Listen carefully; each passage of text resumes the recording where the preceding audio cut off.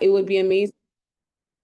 Amazing if everyone can just put in where they are and the time it is right now, wherever they are right now, please on the group chat. Thank you. So welcome, welcome, welcome everyone.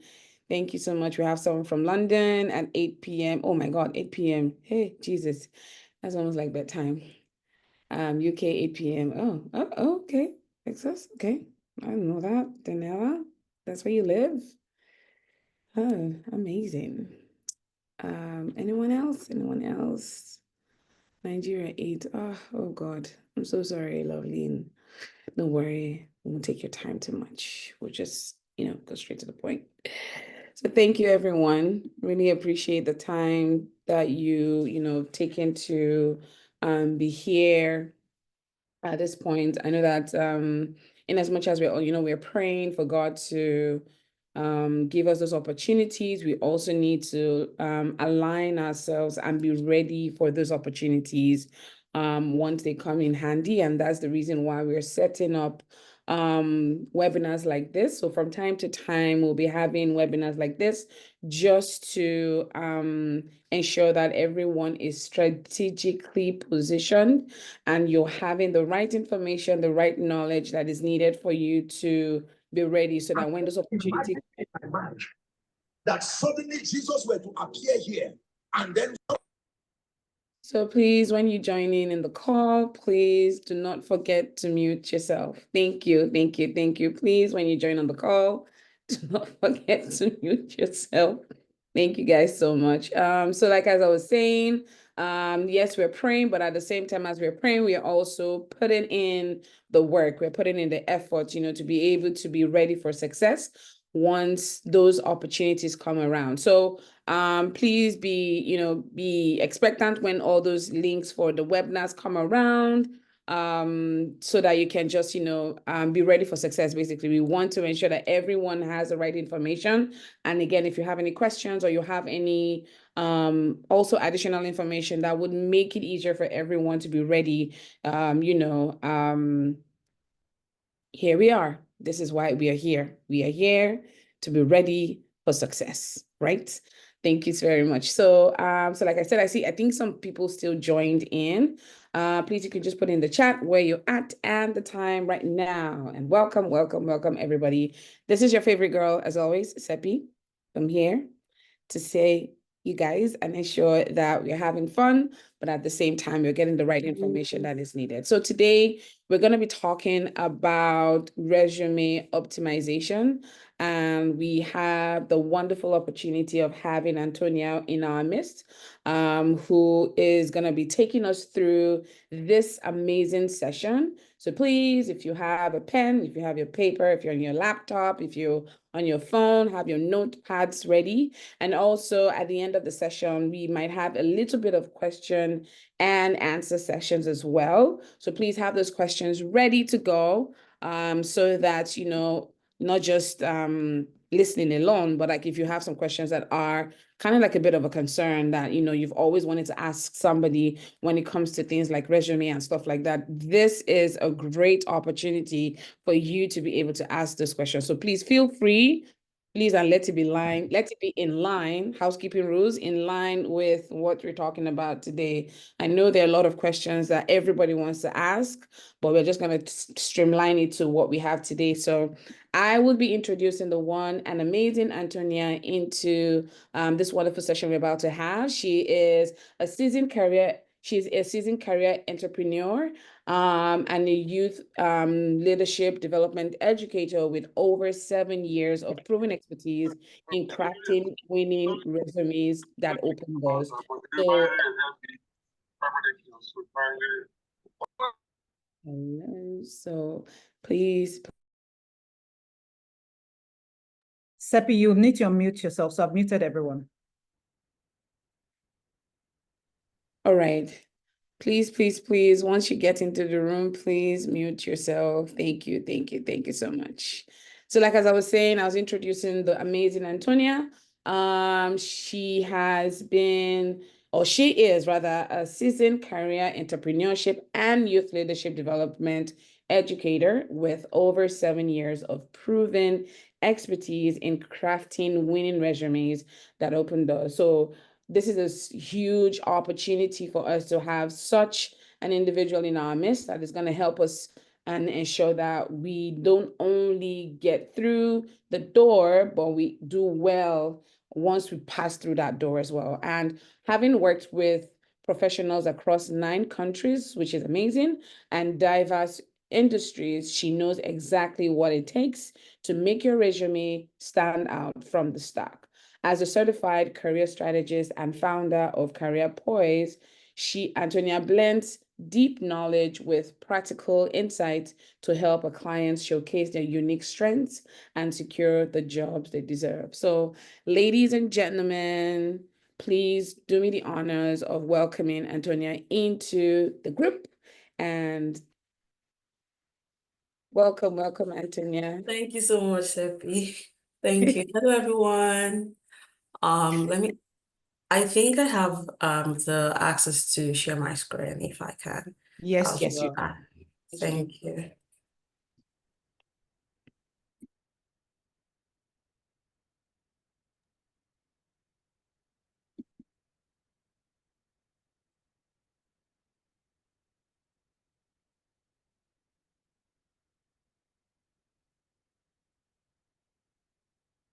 Okay.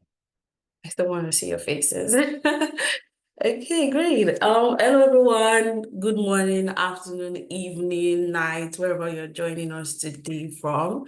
Like Seppi said, my name is Anthonia Enigboko, actually. I'm based in Toronto, Canada. I'm a career coach, as she said, and also the founder of Career Boys. This is on the side. For my 9 to 5, I work with top nonprofit organization in Toronto where I work with young professionals and young entrepreneurs, those who want to kick off their career or already have experience and are trying to launch their career here in Canada, and those who are looking to, start a business. So whichever one, I think everyone needs a resume. If I want to believe everyone here, somehow you're looking to land a role or you already have a job or you're looking for something better. And somehow on the side, because it looks like many of us are doing that, you're also looking out for, you know what, while I'm doing this job, maybe I can actually just start up a business. So whichever ways, I think a resume is actually very important, whether it is for your professional or corporate career or entrepreneurship. So today we'll be talking about how to position yourself for success, and majorly on how to, optimize your resume. So just resume. I know Seppi already did some housekeeping, but just to, re-emphasize the importance for us to have our microphones muted. And if you do have any questions, which I actually encourage, please just drop it in the chat. I will not be taking it, as we go so that we can quickly cover up. But at the end of, the presentation, I'm going to attend to all the questions. So please, if you do have any questions, just feel free to drop it in the chat. And I'm going to answer all questions at the end of the presentation. Yeah, so part of what Seppi said, I've worked with professionals across 9 countries and diverse industries. And, these professionals actually, like I said, 9 countries across several countries, Africa, Europe, the UAE, and the Americas. And one of the ways I was able to do this is not just by myself or working on the Career Boys, but I've partnered with lots of organizations within and outside Canada to work with their clients as well. I have some partnerships in the UK as well, where I work with professionals to optimize not just their resume, but to go grow in their career journey. Today we'll be talking about resume, and honestly, most times when I find myself in rooms like this, I always want to emphasize the fact that I know that many of the things you might hear today are actually going to sound cliche, like you've heard them several times. This is not going to be the first time you'll be hearing it, but then I always want to encourage that every opportunity you get to learn something that sounds familiar is always good for you to first come with an open mind. To don't get too familiar with information, right? Don't get too familiar, because when you think, oh, I think I've heard that before, I want to believe that each time you have an opportunity to learn something, even if it's something that sounds familiar, there's always a way. People are different, and their difference shows in how they pass up across information. So you might have heard it before, but you'll be hearing it in a different way, possibly today. So please just, be open. Whether you already have a job and you're just looking for something better, which means, maybe employment or a new job is not priority for you right now, still listen, because maybe not now, but later on, where you are actively searching, some of this, information that you hear today will come handy. So what is a resume? So a resume is what stands between you and your dream job. So make sure your resume is game strong. Your resume game is strong. And one thing I always emphasize when it comes to resume is the fact that most mistakes that professionals make, a major mistake professionals actually make, is they believe that it is only when, you're searching for a job that you should be, learning or improving your resume or optimizing your resume, which is completely wrong. As you grow up in your career journey, you should constantly be in touch with your resume, your profile. And this is very important, because even if you're not searching, when you finally find yourself searching, you might just find out that all the information you have are probably no longer relevant. So you need to be on top of your game, especially your field, whatever industry you're in or you're trying to build a career in. You shouldn't, I found a job, I'm off. Till when you're bored or things are not really going smoothly, then you're back again to the job market and everything seems new. So it should be a responsibility to everyone. Why am I saying this today? If you're currently job searching really, really hard, and you finally find a job after this webinar, I am, trying to encourage you that even when you find that job, make it your responsibility to constantly optimize your profile on all platforms, not just, your resume, even your LinkedIn and all platforms that you have. Try to stay in touch with the job market so that whenever you finally find yourself there, you will not be too rusty. You still understand what works and how to go around it. Aside that, most times people feel that, oh, it is the job of career coaches to learn all these things. No, as a professional in, the labor market, you should know these things actually. You should know them, because aside for your resume, they are going to influence how you approach your work daily. They would influence how you approach your work daily. The next is the difference between resume versus CV. So usually when I teach in Canada, I don't talk about this, but because we have, a very diverse role, I'm just going to mention that, because I know that there's that confusion where people are confused on what is resume and what is CV. Why do some people call it resume and why do some people call it CV? Now, many people use resume and CV interchangeably, but they're not the same. And what is actually different? The difference is targeting, actually. CVs are more extensive. A curriculum, that's CV, a curriculum vitae, includes the full extent of your academic credentials and professional experience. A very good example, if you're based in Nigeria, for instance, one of the information that, if you leave Nigeria, you'll be advised to take out of your CV, as it's called in Nigeria, is maybe your date of birth, your full address, all your personal information. Now, why is that information relevant in Nigeria? The truth is, it's actually not even relevant anywhere, but there are specific job requirements in certain areas that it's just going to save you the stress to provide those information, because at the end of the day, even when you don't provide it, if at all you're going to offer you a job, they'll most likely ask for it. A very good example, I've seen situations where I'm giving an example for someone in Nigeria now. Someone was not invited for an interview, and when the person followed up, the person was told that it was because they were not sure of the person's, proximity to the location. Ideally, here in Canada, you just put Toronto, Ontario, and that's okay. Just put your city and your province, that's okay, right? Even in the UK, that's okay. But sometimes in Nigeria, it doesn't work. it can stand as, it can be a disadvantage. So for some organizations, they want all your information spelled out to help them make the decision easily. While in other parts of the world, it's not really relevant. The most important thing for them is they want to see the city where you're based and what skills you're bringing to the table. So these are like some of the differences between the CVs and the resumes. Now, since CV is more encompassing, then what is resume now? The major point about resume is not just even about being concise, but the fact that it is usually targeted. Now, resumes that are used all over, let me say outside Nigeria now, is the fact that most recruiters generally don't even have the time to start reading through resumes because there are thousands of resumes. Aside thousands of resumes, oh my goodness, people are talented.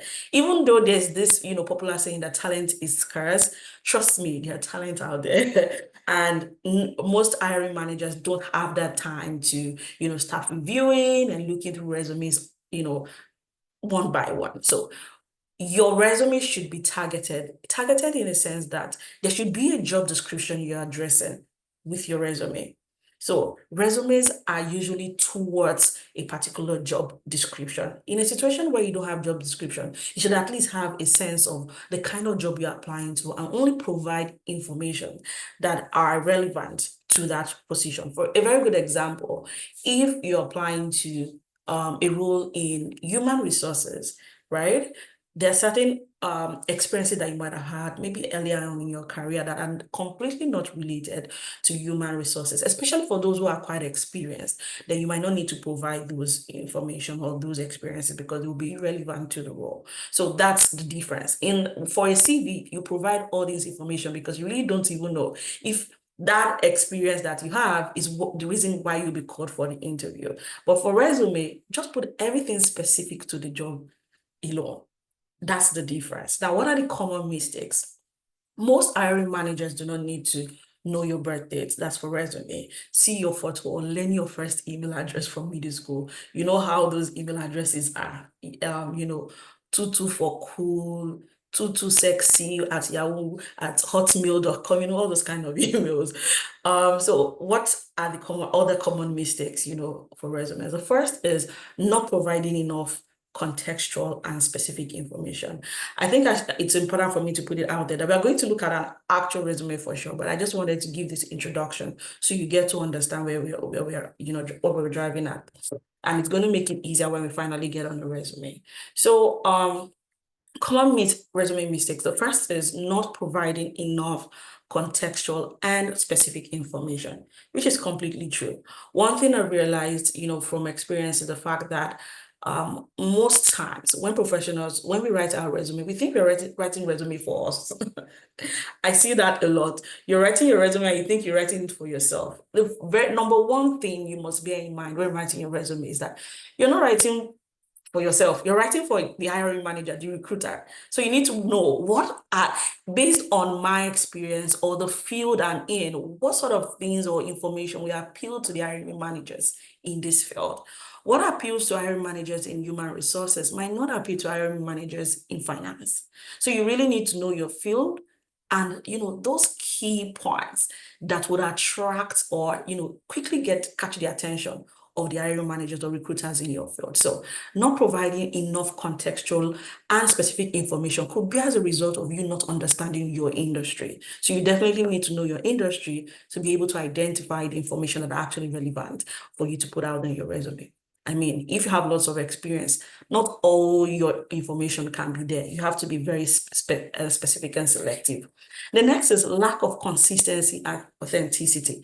This is very common. Now you have you started as a content writer, and 2 years later you became an HR assistant, and 4 years later you became marketing officer, and after marketing officer you went on to become graphic designer.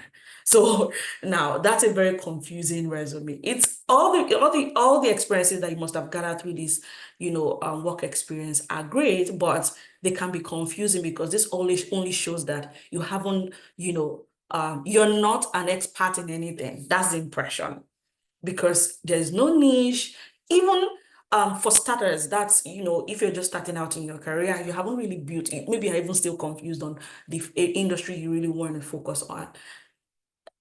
The ideal thing is to tailor your resume in a way that, yes, you have different experiences in different fields, but your goal should still be clear. I'm going to explain all this when we get on the resume. I just want us to have an idea so that when we finally get there, it makes sense. The next is spelling and grammatical errors. Oh my goodness. I used to work as an employment specialist with, with that Employment Ontario year. And I remember there was a day, some of, my clients then, after teaching on resume, everybody had done their resume. I just felt, and please, I've done this webinar or the training with them over and over again. And I was so sure that, they were good enough to write their own resume. So ideally, I was supposed to review the resume before sending out to an employer, but I did not. So I just assumed that I'm sure they are really good. And we've taken this class over and over again and they should know what to do. I put those resumes together and I sent it to an employer. Oh my God, I can never forget that day in my life because the employer sent an email immediately telling me about a disappointment, having spelling and grammatical errors in the resume, and she doesn't think she can go ahead. These were highly experienced people, but because of grammatical errors, the employer was like, "No, I can't." Because this just shows that you and your clients have paid little attention to details. So you need to know that every error on your resume is communicating something. The next is too much information. Yes, too much information. A very good example, new immigrants going to a new country. Now, if you're in a place like Canada where Canadian experience is a thing, you need to be very conscious of too much information. Too much information like talking about your experience or your previous company and putting the streets, the location and all of that. A very good example, you worked in, let me say you worked in GIG Consulting. Then you write GIG Consulting, Abule Egba, Lagos, Nigeria. All of that information on your resume. Well, you have just, you're shooting yourself in the leg because one thing you must understand, because I see lots of people complaining about, I'm new in this country. The fact that I have an experience over there doesn't mean it's irrelevant. You're correct. But the truth is you must understand that there are biases in recruitment. We are human beings, and human beings are the same people that are hiring. Whether we like it or not, there are biases in every recruitment process. Sometimes the reason why you got a job is not just because you are that good. It could just be like they like you. It could just be that they like you. And, that's where prayer also comes in because we're all Christians, right? So as much as we are doing all of these things, we must always remember to pray for favor as well, to go ahead of us, to make things smooth for us so that it's not just by resume or all of that. In fact, I always tell people, a good resume is no longer enough. A good resume is no longer enough. Gone are the days where people pay so much attention, right? Of course, you should do your due diligence to make sure you have a perfect resume, but trust me, it's no longer enough. If you think, now I have a great resume and that's all I need, you are joking. The next is too little information. Now, one thing, and this is where sometimes I always encourage that you speak to a career coach. And this is because for a career coach who has worked with people from diverse industries, and I've worked with several clients, they get to understand, what has worked, what doesn't work, and they can guide you. But when you're working solo, you really don't know because the only experience you have is yourself. And that means there's certain information that you might have, certain value that you have that you don't even know that they are valuable. And you just think, oh, no need for me to put that. Is that even necessary? No, you'll be shocked at the very minute things that they don't look like anything to you, but they're actually quite important. It's going to make more sense when we get on the resume, but let's just quickly run through this. The next thing is the very first step when it comes to resume writing also is preparation. There's a popular saying that by failing, sorry, before I continue, as I'm moving this around, can you see what I'm moving around here? Oh, okay. Yes, yes. Okay, thank you. So I was going to say preparation. So preparation is key. By failing to prepare, you're also preparing to fail. That's a popular saying by Benjamin Franklin. So it means resume writing is not a joke. I know, I mean, I definitely encourage ChatGPT also, but one thing you must know is ChatGPT or AI is not strategic. It's not as smart. So even when you use AI, you definitely need to do some work on it, or it's just going to sound very vague. It's going to be a very vague resume. Now, how does preparation come in here? Before you start writing your resume, there are certain information that you must have. The first is knowing yourself. Now, your resume is a brag sheet. That's the first thing you must know. It is a brag sheet. You need to know yourself enough to brag confidently. Now, when I talk about knowing yourself, I'm not talking about knowing purpose and all of those. No, professionally, be honest with yourself. What kind of job can I really do based off my experience? What do I really know? And the reason why is this important? One of the things I've seen, working with clients is the fact that the fact that you've worked in an industry or in a field for a while sometimes doesn't mean you know that field. Trust me. It could just be that you know the job description of what you were hired for. Most times people think the job description for a particular company makes them qualified for the same role in another company. You'll be surprised. Yes, HR coordinator. Yes, project manager. But you'll be surprised that what HR coordinator means in one company is not the same for another company. So you must understand that you need to know yourself and the industry. See it as an industry and not just a company thing. So if you say you're an HR coordinator, you need to know what HR coordinator really means, not just based on the company you're working for or the companies you have worked for, but HR coordination as a field. This means you have to see yourself as a global value. You need to know what is relevant in this field, not for this company. This means that there are things in that role that you should know that you're probably not even using in your current job, or you have never even used in your previous job. The next is job description. Know the job details. Now, one thing I always encourage, even as a career coach, I do that a lot. I just sit down and search for different titles and read the job descriptions, just digesting. That's a very good way for you to actually know a lot in your field. Don't just sit to your job description. And that's why people struggle when they finally get on a job, because you think the only thing you know about your field is what you've worked on in those companies. Remember, companies are not responsible for your career success. You have to take that as your own personal responsibility. You have to, upskill yourself to the point where you are relevant anywhere. You're relevant anywhere. So I'm a project manager in finance, I'm a project manager or IT project manager, then the things I know shouldn't just be what I've handled in my previous experience. Even if you're not an expert in other areas, you should have a clue of what the expectations are in your industry. So I always recommend studying different job descriptions. So in your leisure time, even it's part of the preparation now. Before you even start reading through job descriptions. Reading through job description, I'll be like, oh, this company is asking for this other company is not asking for that. A very good example, there are people, sometimes when you move out of maybe your country and you relocate, especially for new immigrants, one of the things you struggle with is you find out that the tools you used to use are not even relevant in this new country you're in. And you read one job description, maybe the job you apply to, you think that is the only tool, you'll be surprised because several other companies actually use different other tools. So you need to know that even if you don't know how to use the tools, you need to know the names of the tools that are relevant in this area, in this field. Here in Canada, these are the tools. In the UK, they use other tools. Yes, you might have not worked on them, but you should have a knowledge. That means it makes you a global talent as well.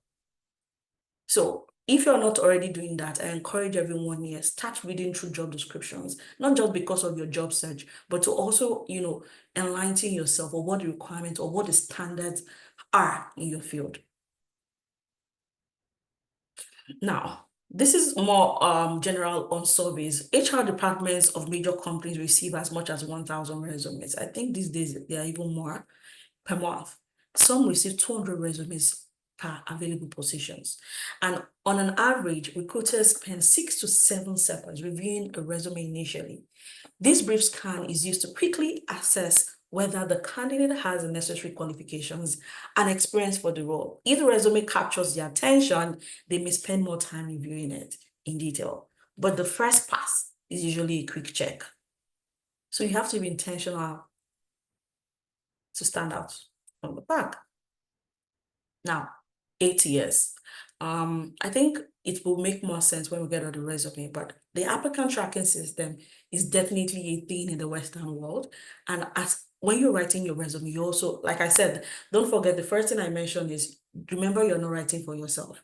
You're writing for your hiring manager. You're writing for the recruiter. Why is this important? I've seen situations where you write resume and you're just happy. See what I've written. You're not the one who wants to hire you, so I don't understand the excitement. You must remember, it's not about you. You're not writing to appeal to yourself. You must write with the recruiter in mind. You must understand the hiring manager's point of view when writing your resume. So it's not really about you, right? It's about the job. It's about the person who's going to see the resume, right? Yeah. So the next is applicant tracking system, because in the Western world, it's definitely a thing where you submit your resume and before it gets to any human being, it goes through the applicant tracking system. And how does the applicant tracking system works? This is where targeting also, tailoring also comes in, because for the applicant tracking system is more like a software that receives your resume. And how does it select? What it does, I'm sure many of you are familiar with the automated emails. Maybe you even apply just 5 minutes, and within 5 minutes you receive, thank you for applying. Although you were a great candidate, oh my goodness, nobody saw it to determine that you were a great candidate. The truth is the applicant tracking system just yanked you off, the resume. And why did that happen? This just means that most of the time, it means, I won't say 100% of that, but most of the time, this is because your resume has not been tailored to the job description. Now, you see why it's important to read job descriptions. Now, how does that make sense? This means, usually for an applicant tracking system, the way it works is the hiring managers or the recruiters, most importantly, select keywords from their job descriptions. So there are certain things they want to see that will determine if you really have the experience they're looking for. And those keywords are what are usually programmed into the ATS for that job. So when you apply, there's something called job scan. I always recommend job scan to evaluate your resume with a job description. One thing about job scan is, in job scan, you can copy whatever job you want to apply to. You can copy the job description, put it in there, and put your resume by the side of it in job scan. And it's going to tell you the percentage of tailoring you have done. So through job scan, you can see if your resume is 30% tailored to the job description or 90% tailored to the job description. Now, I'm not telling you to copy and paste job descriptions. No. The funny thing is, when you copy and paste these days, the applicant tracking system can even tell. Most important thing is keywords. So there are certain keywords. I always tell people that just look through the resume, and if you really have worked in that field, you should be able to identify certain keywords that that, oh, these are skills that they are looking for. Sometimes LinkedIn even helps, to highlight, certain skills that you already have. You can make sure that those things reflect in your resume. When we jump on resume, it will make more sense. Now, let's talk about generally, what are the things that should be on my resume? Let me quickly look at the chart. Oh, okay. London, okay. Thank you, Yeah, thank you. we have some people that have Okay. questions, so we're just compiling them so that at the end of the session. Okay, great. Thank you so much. I wanted to just be sure that I'm not missing anything. Yeah. So what are the things that should be in, on your resume? The first definitely is your contact. I mean, you definitely want them to contact you. So you want to make sure your contact is clear. What does this bring? What does this mean? Immediate clarity. right? I mean, your contact information and your title. I mean, that's your name. Now, talking about name, I remember the last webinar I had. In fact, not just the last webinar, it comes up all the time. People would always ask what my opinion is about, using, maybe, especially for new immigrants in a new country. They'll ask you about, what do you think about my name, and do you recommend changing names? I hear that people now even adopt a new name that their parent did not give them, and just to scale through this process. So I definitely do recommend tweaking your name, but not changing your name. A very good example, you can just put maybe the prefix or the suffix of your name alone. If your name, for instance, is Olamide, you can leave it as Ola. The truth is, in the Western world, most times, in Nigeria, I mean, it's Nigeria, you can put in your full name. If you're applying to jobs in the country where you're based, of course, why not? But if you're an immigrant, like in another country, especially in a very diverse country, well, I always encourage that if you feel, that your name is quite long, you can just put maybe just Ola, maybe just Mide, maybe you can just put prefix or suffix of your name. I definitely recommend it. Why? The truth is, like I said previously, they are biased in recruitment. You'll be surprised that because they cannot pronounce your name, sometimes they don't get selected. Even though I also always emphasize the fact that if you're good, if your resume shows your skills, maybe they would just ignore and invite you and get the correct pronunciation of your name. But that's still somehow like a risk, right? So I always recommend that, yes, it's okay if you want to do that. I also don't recommend putting your full 3 names, because I see people, in fact, I still received a resume this morning that had like 3 full Yoruba names on it. I'm like, why do you want to do this to a Spanish person? Right? So especially those who are not from where we are, we want to make things, so this is not like you changing your identity. You're just thinking, remember I said you're thinking of the recruiter. You want to make things easy for them, right? You want them to pick up your resume and just glimpse through, and they're not spending the 7 minutes that they usually use to scan through resume, they are spending it on just pronouncing that name. So you just want to make the process easy for them, right? The next is title. I love this part because I think aside Canada, several other countries do not really emphasize on this, but I recommend it 100%. Why? Having a title on your resume gives immediate clarity. A title quickly tells the recruiter who you are professionally and what role you are targeting. It eliminates any confusion about your career goals or qualifications. The next is it gives focus and relevance to your resume. A clear title can be tailored to the job you're applying to or for, signaling that your resume is relevant to the position. It also shows that you understand the role and have specific skills or expertise needed. The third one, which is highly important, is professional image. One thing a title does for you, it gives you that image of this person knows what they want, they know what they're looking for, right? Professional image. A strong, specific title makes your resume appear polished and focused, giving the impression that you're clear about your career path. Yes, that one. And serious about the role you're applying to. Very important. The next is include a professional summary. I mean, why not? First, this is like the first impression. I know there are usual questions of, what should this entail? So the first impression, which is the professional summary.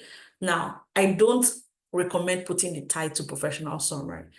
I usually, just recommend just your title, the title of your expertise only. No need for you to write professional summary. I don't like it at all. So just put your title and that's okay. And, then talk about yourself. It serves as the first section, that recruiters and hiring managers see, offering a quick snapshot of who you are and what you bring to the table. A well-written summary grabs attention and encourages them to read further. The next is include the professional or technical skills. Now, this is something I've seen people do. Just write skills, communication skills. No need for you to write communication skills. When you get there, you prove the communication skills.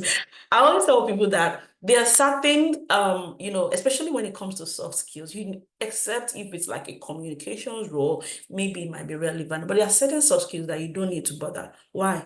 You prove them when you get to the interview. I personally, I'm usually not a fan of communication skills, except if you, the client, want it on your resume. Why? Because I believe you don't need to write it in there that, you have communication skills. All you have to do is get to the interview and prove your communication skills, right? It also saves time for recruiters. Recruiters often spend only a few seconds on each resume. A concise, powerful summary helps them quickly assess if you are fit for the role, increasing your chances of being selected for an interview. I need to rush through this so we can jump on the resume very quickly. Professional experience. Now, your professional experience should, first of all, focus on your achievements in your work experience. Now, this professional experience, sometimes you write, work experience, that's still completely fine. And the key is to showcase your impact. I'm supposed to highlight impact and value. And this is because most times what we do is rewrite our job description or explain ourselves in professional summary, in your professional experience, which is not right. The most important thing when you're writing is you're focusing on your achievement, impact, and value to potential employers. And how do you do this? First of all, by quantifying your results.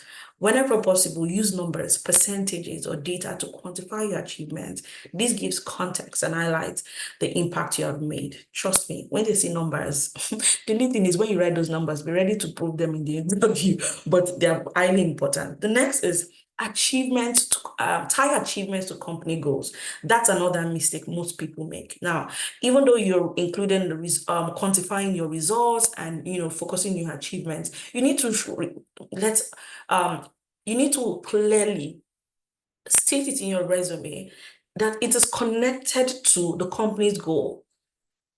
And it's not just something that you were just doing, right? So it's just like, during your interviews, I believe you must have heard of the STAR method. There should be like a situation, so what brought about this achievement? So there should be like a situation that's a situation in the organization that is tied to these achievements that you're talking about in your resume. Okay, let's quickly go. This is supposed to be thank you, but I'm not thanking you yet. Let's just quickly jump on the resume.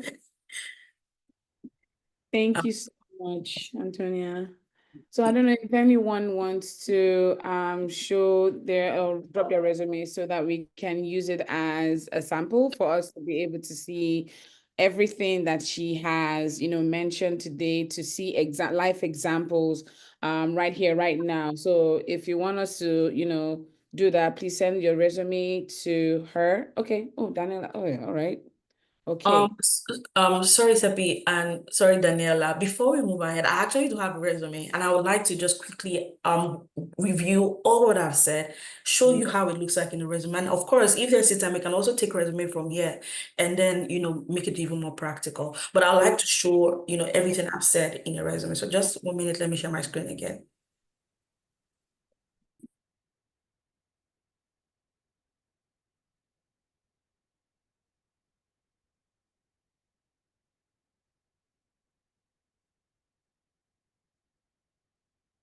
And if you would like to, like share your resume, feel free to, just have it ready, and we'll definitely look into it.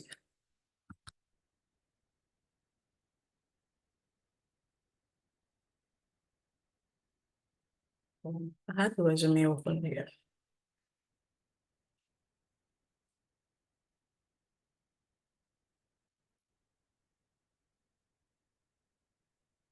Okay, I think this is it.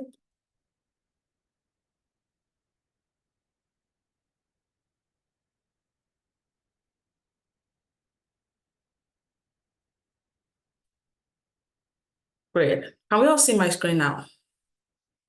Yes.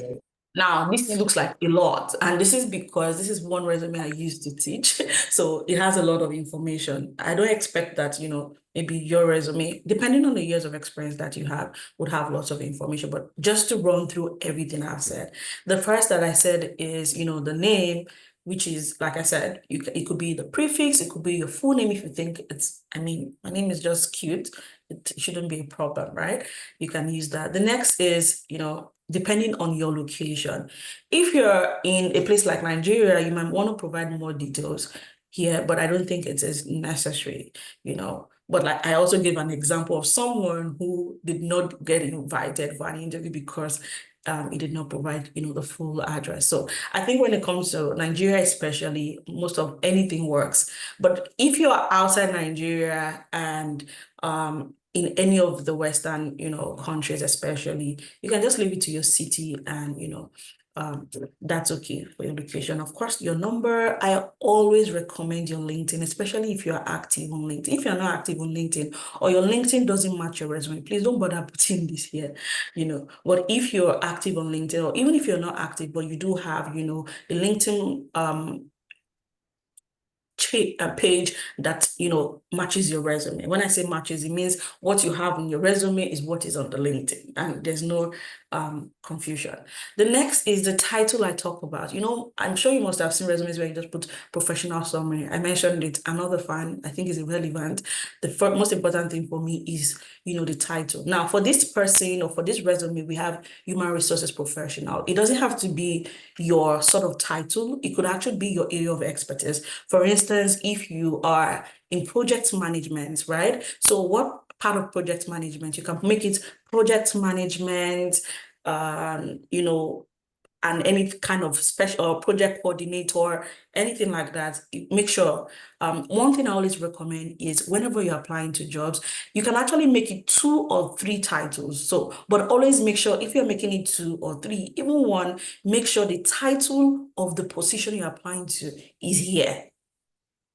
Is also there. Now, this is the summary. Now, this summary is quite short and it's a lot, but one thing I always emphasize also in your summary is if your job description requires certain years of experience that you have, please quickly put it there. If the job says 5 years experience required and you have 7 years, quickly put your 7 years required. Remember, it is 7 minutes scanning. Now, the first thing they want to see, remember the recruiter is the same person who wrote the job description. So he or she most likely has the job description already in their head. They wrote it. So the earlier they can find every information that matches what they put out, the better for you. So if, for instance, they requested 5 and they can see 7, they know, oh, you tick 1 box. If they are looking for a human resources coordinator and they can see the title in here, you've ticked another box. Now let's go into professional skills and technical skills. Now, this is not really common. I've seen people, like I said, just write skills or competencies and all of that. I highly recommend that you have both technical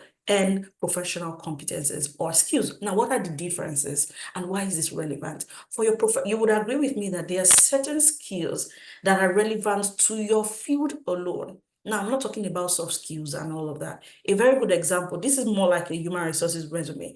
And one thing about HR is that human resources is very broad. Very broad. Now, depending on the role you're applying to, not all the professional skills in that role might be relevant in that field, might be relevant to the role you're applying to. So a very good example, this particular professional competence actually carries lots. It's not just HR, it has employment services here as well. So what I would recommend is, you select it. If, for instance, this person wants to apply to an HR role, it's just going to be maybe talent sourcing and recruitment, the policy, the onboarding, and the likes will be in here, right? Now, technical skills. Why are technical skills important? One of the things employers want to know, especially, I'm sorry if we have lots of people not in the Western world, I'm emphasizing on this, but trust me, I also encourage that because I started working on resumes even before I relocated to Canada. In fact, the bulk of my experience, working with resumes across the continent or across the world was back in Nigeria. I was in Nigeria when I started collaborating with companies, in the UK, in the US to write resumes. And one thing I would always recommend is don't let your location determine, how you present your value. The fact that you're in maybe in Nigeria doesn't mean your resume should be Nigeria focused alone. Remember, the idea is to be a global talent. You're a global talent. You're not supposed to be a Nigerian talent. You're not supposed to be a Canada talent. You're not supposed to be a UK talent. You're a global talent, which means anywhere your resume is submitted, it should stand out. It should stand out. Now, why are these that's the technical skills important? One thing I realized is employers are not looking, gone are the days when employers want to invest in you and teach you. These days, employers are looking for finished products. finished products.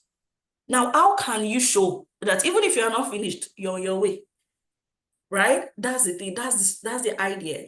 Now, when you highlight the technical skills you have, it gives the employer an impression that, oh, this person sort of know the kind of technology we're already using. We don't need to start teaching the person. You're going to save us time. Because I know lots of people, they just feel, oh, why should I put Microsoft? You'll be shocked. I've seen a situation where an employee during onboarding was typing an email in the subject box. I'm not kidding. Real life story. I've seen situations where I share a Zoom link with someone. Oh, how does this work? I'm only used to Teams. So these, don't look at it that it was there writing Zoom and Microsoft. Of course, who doesn't know? You'll be shocked. Write it in there that you're familiar with Microsoft, you're familiar with Zoom, you're familiar with Teams, all those tools. Write them there. If luckily they happen to be the kind of technology that these You're ringing. Oh, you're busy. if they happen to be, the exact technology that the company is using, it makes it better for you, right? It just gives the employer an impression that, okay, she's familiar with our technology. We're not going to spend our first week of onboarding teaching her how to use Teams, teaching her how to use, SharePoint, teaching her how to create an Excel sheet. In fact, the technical skills is a huge point of culture fit. When it comes to culture fit, when they want to know if you fit into the team, they want to know if you know how to use technologies too. Because this is what the tech is part of, the culture. So you might not separate it the way it is. Like I said, this is the resume I use in teaching. So that's why it has like all sort of skills and all of that. But you can highlight those ones that are very relevant to your field and your sector. Make sure they are there. If you're in tech, you know all those technologies, all those applications. If there are applications that are very relevant to your field and you're not familiar with them, always advise, especially when you're preparing for an interview or to apply to a job. If a very good example, if you're applying to a job right now and they say, we want someone who uses SharePoint, I am not familiar with SharePoint, quickly Google SharePoint. Google is your friend. Quickly check it out. How does this work? Is there anything I've used that is kind of similar to this? So that it lets me know that, okay, I haven't used this directly, but it's similar to this other application. And if I do find myself in there, I should be able to navigate over time. I hope that makes sense though. Then let's move forward to our professional experience. One of the things that I said was, quantifying results. You would see lots of 30%, 40% conducted over 100 of it. What this gives actually is not just, making your resume look good, but it gives the impression, gives the employer an impression that you have capacity. Someone who has managed over 150 employees, someone who has managed 120 clients, it gives them capacity that, oh, this person has worked with bulk numbers, this person has worked with senior level people, or this person has worked with this number of clients. It gives them an idea of your capacity. So it's very important that, you put in, the numbers. Now, when it comes to bullet points, ideally, I don't recommend more than 5. Like I said, this is a resume I used to teach, so I just put in this. I don't recommend more than 5. Each of your bullet points should have 5. Try to put your information together. It's okay if it's 3 lines for one. It's very okay. If you don't have lots of experience, then maybe you can make it 6 so that your resume can be full. A very good example, if you've only worked in like 2 places, for instance, if you make it maybe 4 or 5, your resume might look really scanty. So another way of making your resume look, full could be, increasing the number of PowerPoints. But aside that, for someone who's experienced, I don't recommend more than 5 of it. Now, I mentioned location, too much information. You can see this is just names of organizations. Yes, these are Canadian organizations, but just put in, no need for location and all of that, just those things. And then we have the education.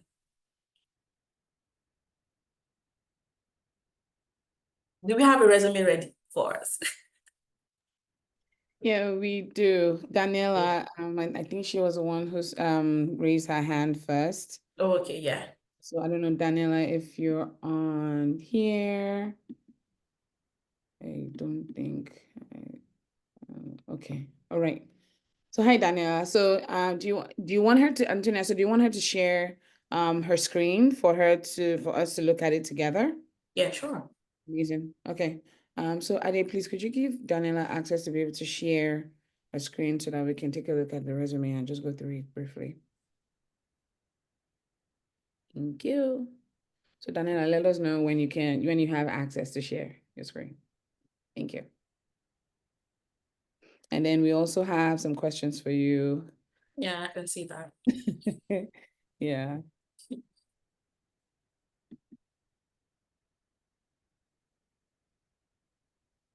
Access. Okay. Are we waiting for Daniela's resume, or I can just go ahead with the questions? Okay, yeah. So maybe while we're waiting for that, I could because we had some questions up before Okay.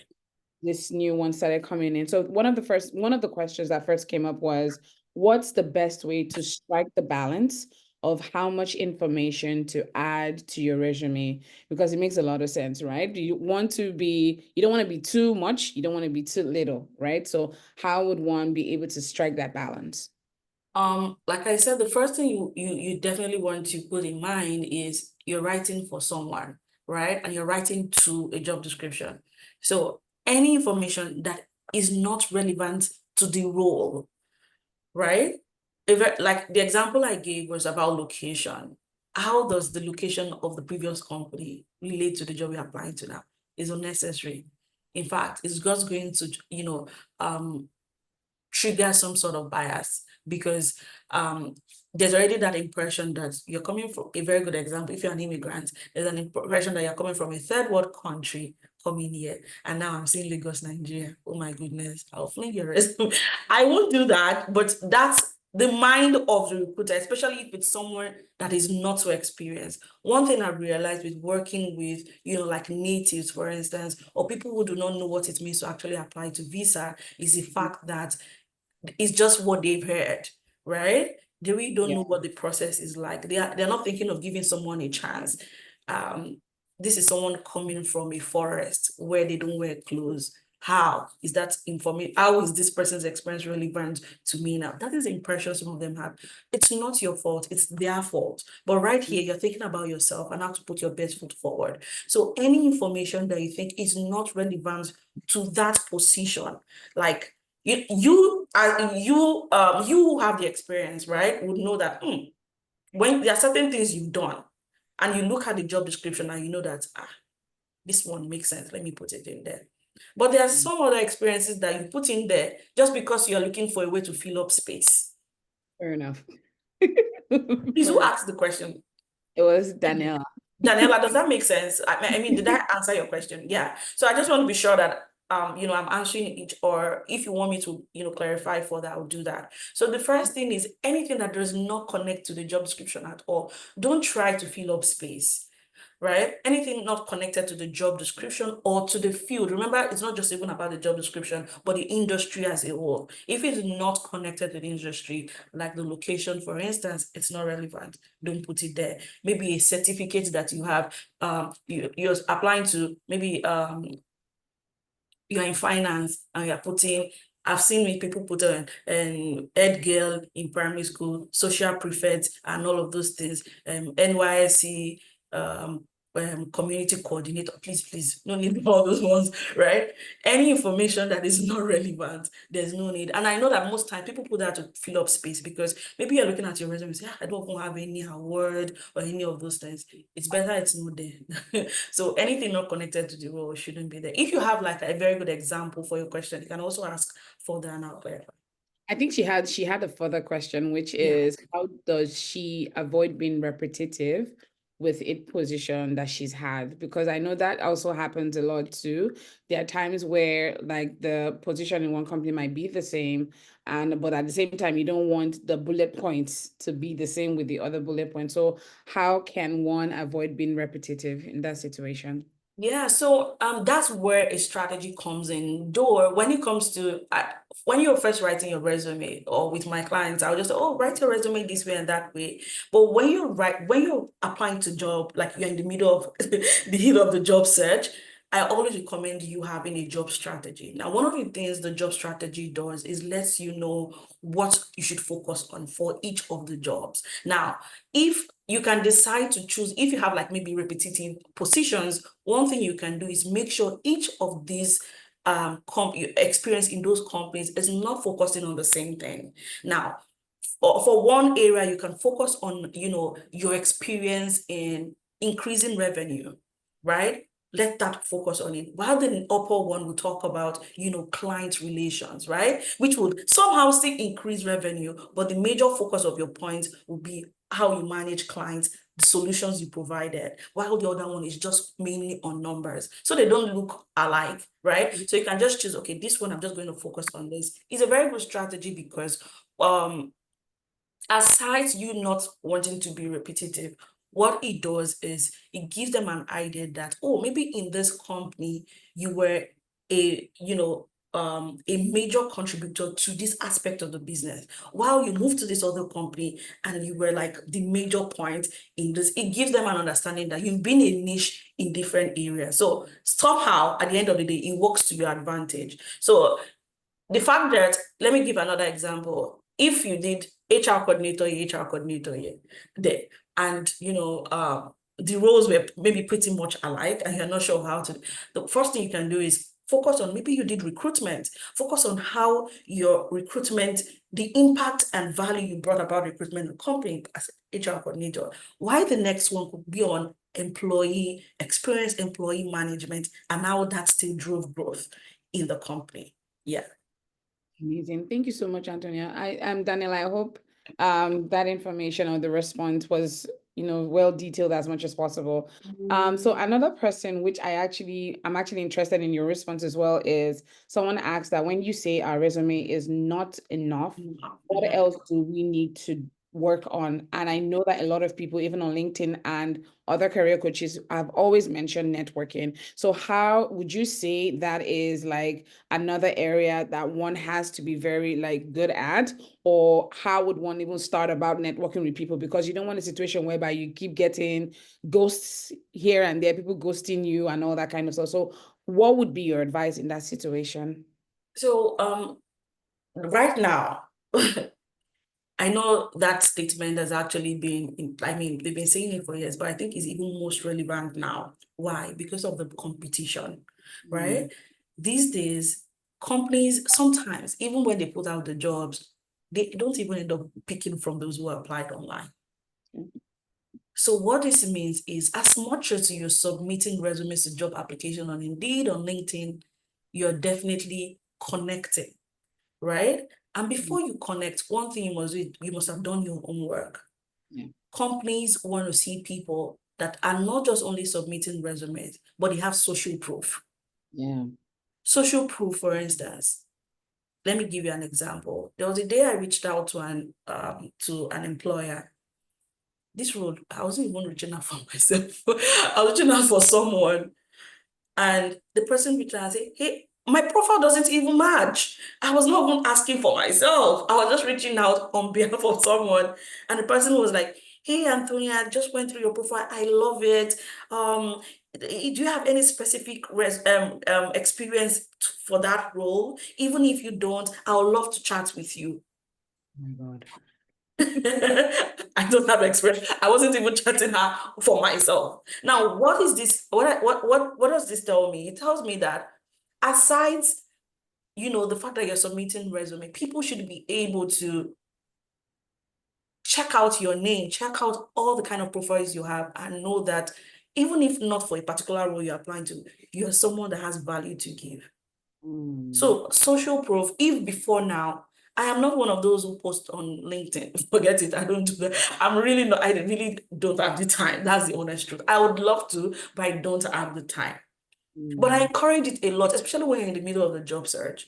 Yeah. If I want to change my role today, before I even start posting anything online, I will just start sharing content on LinkedIn, and I'll see people start reaching out to me. Hey, I love, and another thing is, one thing I noticed is even when people want to get active on LinkedIn, for example, being active for the purpose of social media, you need to be strategic about your content. Your content should not be sharing maybe your story. Yeah, that might be relevant, but most importantly, your content should be more of you sharing solutions within your expertise, so that whoever comes in contact with your content will be like, oh, for this person to be able to do this person definitely has this kind of solutions and they can hire you. So aside your resume, you need social proof. Social proof, which is your your online presence, for instance, your LinkedIn, your networking. Are you connecting, commenting? Are you attending events?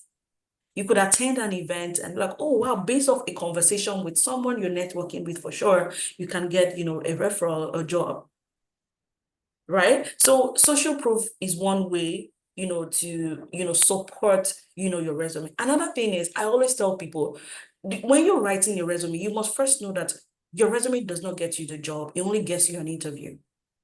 Don't think, oh, I have resume, the job has come. No.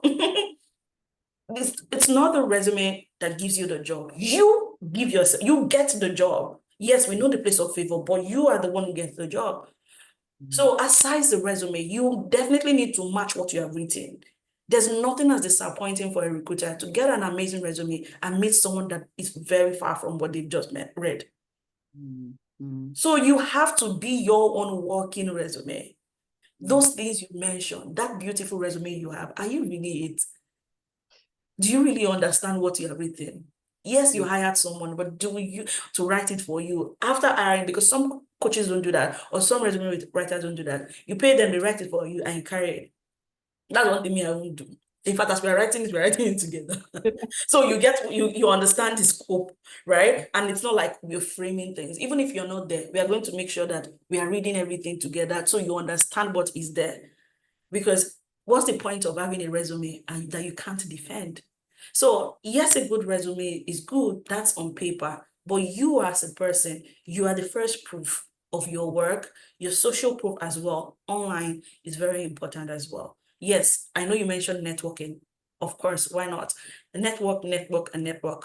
Connect with people. For LinkedIn, for instance, connect with people that are experts in your line of business and start commenting in their section. When they write something, you say, oh, yes, true. In fact, thought leadership, people think thought leadership means you have 10 years experience. And some people even frown at it. What experience does this one have that is? Stay there.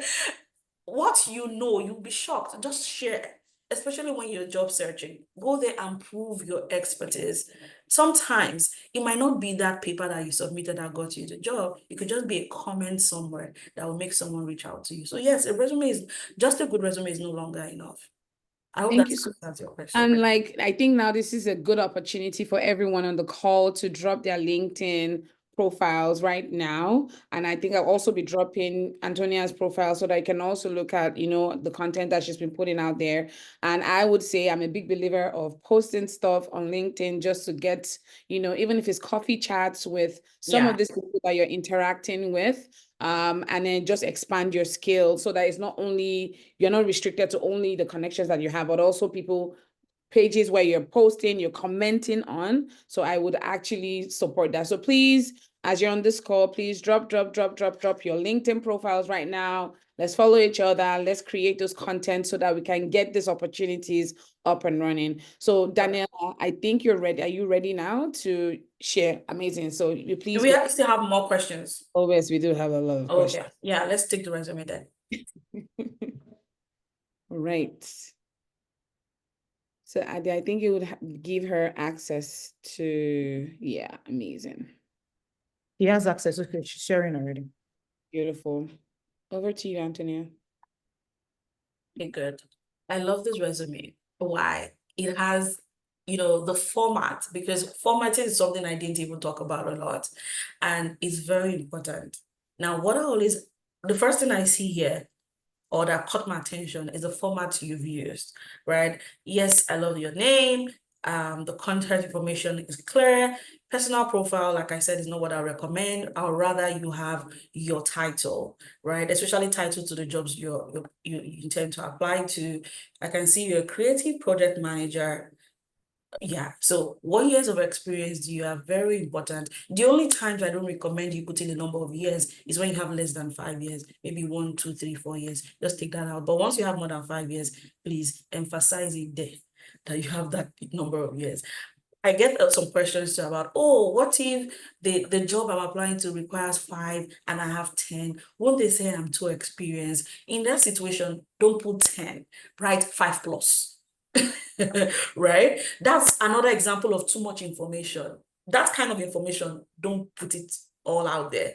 If they're asking for 5 years experience and you have 15 years, just write 5 plus of experience. It's still within the range. So when you get on the interview, remember that I said the goal of a resume is to get you an interview. It's not even the job yet, it's just the interview first. So anything you can do to make sure your resume is attractive, aligns with what they are looking for is what you'll do. Okay. The next is education. Now, that's the format I'm talking about. Usually, I recommend that you have your education at the bottom. The only time I encourage you having your resume right after your bio is when you've attended ABA. Why am I saying that? One thing about resume is you need to know your selling point. You need to know your selling point. In Canada, for instance, hardly will any employer turn down a University of Toronto candidate. Trust me. Once they see U of T, it's like the other people that apply to the job, they don't have sense. And even if the person is just blabbing at the interview, the fact that you went to that school. So I'm not saying your school is not good, no. I'm only saying based off your industry and the role, how does this qualification put you, how does it make you stand out? When people, for instance, I attended the University of Lagos. I'll tell people attending University of T, are putting University of Lagos, or better hide your university. Who knows University of Lagos here? Better just put your University of Lagos at the bottom, right? But if this format is actually okay because both certificates show that you have was actually from the UK. So it still makes sense that it's there, right? But the only difference would be that I would advise that you put in your skills first before the educational qualification. The next thing about your education qualification, to determine if it should be there, is it relevant to the role you're applying to? Because I can see a creative media project manager, and I'm seeing forensic science and forensic chemistry. The next thing is creative, forensic. You get my point. So you need to put your best foot forward every point. Because from here, when I pick this resume, for instance, I remember in 7 minutes, and just sometimes the 7 minutes, they don't even get to the bottom. So they might not even get to see the school and the course you studied. The first thing is, okay, this person is based in the UK. Oh, the title says this. Oh, wow, creative project management. Oh, these are the skills. Forensic, they won't see it. They might not see it because it's at the bottom. The question Right? that I have though, sorry to chip in here, is with the education, the Prince 2 certification is a project management certification. So that was kind of the reason why I put it at the top. But then obviously with what you're saying, because there's some roles that I've applied for where they've asked for me having a Prince 2 certification. So I wanted them to see that up top. So with this format now, you're saying that it's better for it to be at the bottom because of like the other bits of the education, because obviously 2/3 of it is different. So now the MSc Forensic Science, is it relevant to the role you're applying to? Not particularly sometimes. Nah, that's it. So just, of course, your education is still going to be there, but I don't think it should be at the top. That's the point. It's definitely, that's your qualification. Why not? But you bringing it to the top, if it was MSc digital marketing, and stuff like that, of course, why not? Because the next question is forensic science. How did you get here? Creative media. I get that question a lot during interviews, actually, you're not wrong. Okay. So my point is and there are some organizations that would not even invite you just for, at least you even got to the interview to get the question. So many other roles will not even invite you for that. So just put it at the bottom, right? And let them see the main reason why you are a fit for the job, which is your skills. your experiences, and the summary you've written. So my own recommendation will be you put both forensic chemistry and forensic science, you put it at the bottom. That's the education at the bottom. Now, I think your key skills, okay, I can see key successes, which are like your achievements. Can you scroll down a bit? Sorry. Okay. Now, when it comes to key successes, I usually don't recommend putting 3, 4, 5. Choose the strongest one. Just one.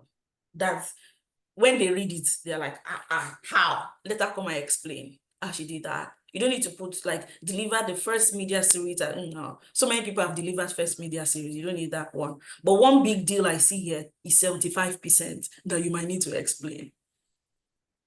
Right? So you can also just read through and based off your own experience, determine which is like a big deal. They're all a big deal, but which one really stands out? That one, you can pick just that one and put it right under your summary. It doesn't have to be at the bottom. That's a part where you have your summary. Just put it right under. Move your education to the bottom, please. And, then let's scroll down to your experience. I'm sorry, question for you, Antonia. Yes, So like please. some of the key successes in Daniela's case, I Yeah. don't know if this is correct, but I've had situations where resume writers will say that, you also impute those successes into the work experience, just as to ensure that you shorten the amount of pages that you actually put out there in terms of your resume. So I don't know, would you say that's actually also a good idea as well? Yeah, I believe you're asking if I'm not telling her to take out the others, right? Take out the one that stands out and the others can go into the work experience. Yeah, okay. Yeah, so you're not taking out the others completely. No, they're all relevant to you. But when you are highlighting, highlight just one. Put it right under the summary. Now you've described yourself in 1 or 2 sentences or 3 sentences. Then you put in one major achievement, right? Right under it. Then you have your skills. Every other one can go into your job description or your work experience. So what I don't see here is, you quantifying responsible for building a team of how many people? Identifying their skill set and locating roles and responsibilities. What sort of roles? What are the role titles? What are the titles of the roles? Now, instead of responsible for building a team, just start from build a team. No need for responsible for.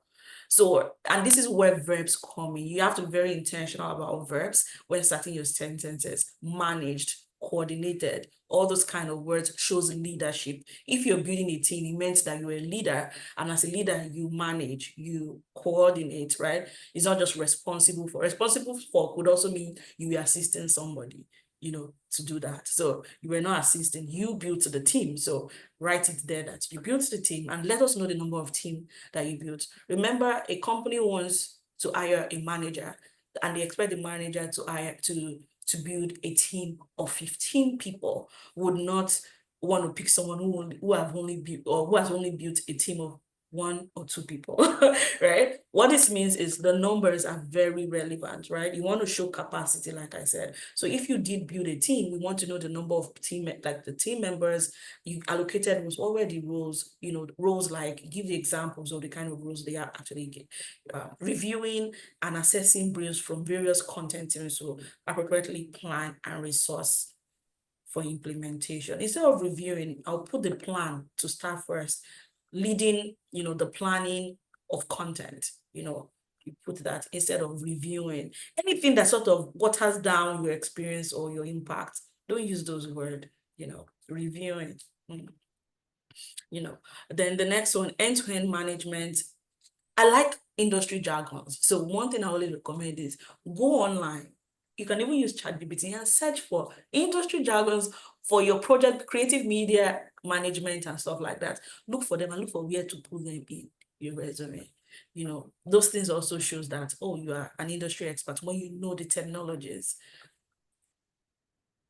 Let's scroll down a bit. I think based off what we've shared, with the other resume, you definitely already have a sense of what the expectations should be for each role. Yeah, so I can't really see like numbers and all of those things there. If you dealt with numbers, you want to put the numbers percentages with a variety of variables ranging from video animation, branding, social content, and websites from brief and delivery. Develop detailed project plans outlining timelines, milestones, translated client objectives into clear. How many clients? You also want to tell the number of clients you worked with. If they are industries, because creative media, you work with clients from diverse industries, you also want to put it in there. One thing I've seen is even when you've worked with clients, most times companies want to know what field. If they have clients in finance and you've worked with clients within the finance industry, it shows that you already have a clue of what that space is like, right? So you want to give more. This is where more information comes in. Give more information, and those are the kind of information you want to highlight and not hide from the resume. Yeah, I can see that that's the bullet points are like 6 of them, and I don't believe they're all 6 all the way down. Also, I can Antonia, see. so Yeah. looking at her, like in terms of like her name, you know Yeah. how some people, because of the certifications they have, they'll put their first, last name, and then the certification. So in her case, is it something that she can do as well? Since, like, for example, she has the Prince 2 as a registered nurse beside the name on the resume as well. Can you scroll up? Let me see that part so I can understand. So like we see under the education. Registered practitioner. Yeah. So can you repeat your question? You're asking if she can Like, put one name. yeah, if she can put it against the name. So after her name, she now puts like how they put like PMP on the side. Oh yeah, Yeah. sure. Why not? Sure. So is there like an abbreviation for this one? PRP.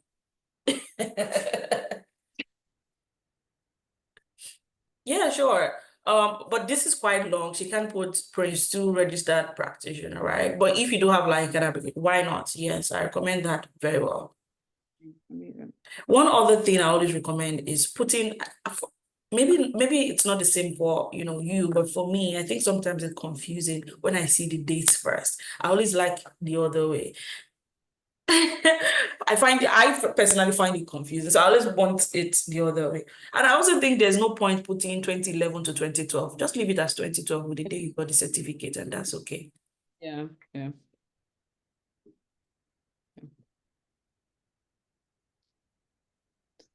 Else. I don't understand. There are lots of roles here.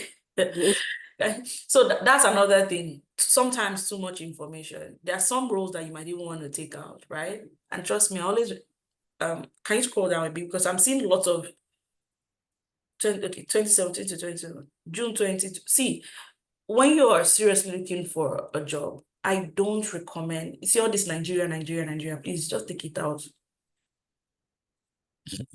Just take them out. So what's the last thing on the resume? An experience from 2012. Sorry, I have a question. Yeah. About that, right? Doesn't showing, because you mentioned this earlier, right? Like not having like Nigeria and stuff like that, but doesn't that show that you have like global what's the English I'm looking for? Jesus have mercy. Global experience. Yes, like having like international experience, like working outside of the country that you're currently living in.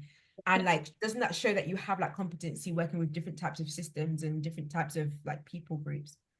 Yeah, that's if you're putting maybe Canada and the UK, US, but not Nigeria, right? One thing you must know is, trust me, it's disheartening. It's not like I'm happy about it, but it's the truth.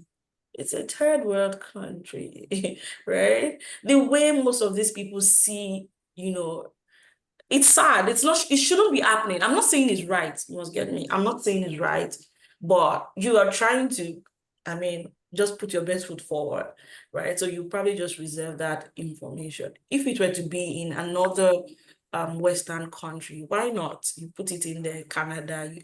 Global talent. But like, it's unfortunate, but it's the truth. If you did not have, and the truth is, there's really no reason putting your location, actually, even for the one that has London. There's actually no point you having that there. right? If they really want to know this, they should search or invite you over for an interview and ask you where you got the experience from. But I really don't even recommend you put in London, Nigeria, and all that. Just put the name of the company, your role, and that's okay. Don't even put Nigeria at all safe. Yeah, you need. Nah, bro. Like, Because even for the education, those who schooled in Nigeria, for instance, University of Lagos, I don't put Nigeria, and I don't recommend it for any other person, Lagos or whatever. University of Lagos, University of Lagos. They should go and Google it and know where the location is. Okay. One more question. Yeah, sure. Which is, sorry, I seem to be asking a lot today. No, it's okay. I hope every other person has their questions in the chat too, please. yeah, we have some actually. That's why, but I don't know if you have the time to like take all of them. Yeah, sure. Let me just read through Daniela's resume all the way down to be sure there's nothing else. Yeah. So the last thing I was going to mention was the duration of some of your experiences, which means that you might even need to take some of them out because it might, call for questions. Why did you use 3 months, 6 months, 4 months, 3 months, 2 months, 9 months? It also, remember I said even errors or some of these things, you're communicating something. Some employers see it as you've been jumping around. Right? You've been jumping In most around. cases, it wasn't my fault. So how do I kind of balance that? In most cases, I was made redundant. So how do I navigate that, especially with the first 3? So So based off what I see here, actually, I don't think you even need to put any experience, like say so much on any experience that is up to 10 years. Right? You can call like this project manager cultures. One thing I can tell you, for the first experience, how were you a project manager right after school? How did you become a manager? Was it a very small company? They just put you as manager? It was very tiny. You can see it's already giving that impression, right? I won't put it as a project manager. I'll probably put it project assistant or coordinator, even if I was a manager there. Because remember, your resume is also storytelling. They want to see how you progressed. It's not like you woke up from school and became a manager. How? Then later you became communications officer. You can see those titles, right? Then you became project officer. Please, can you scroll up? And then production of it has to connect, right? So what I would suggest is start your experience from 2015.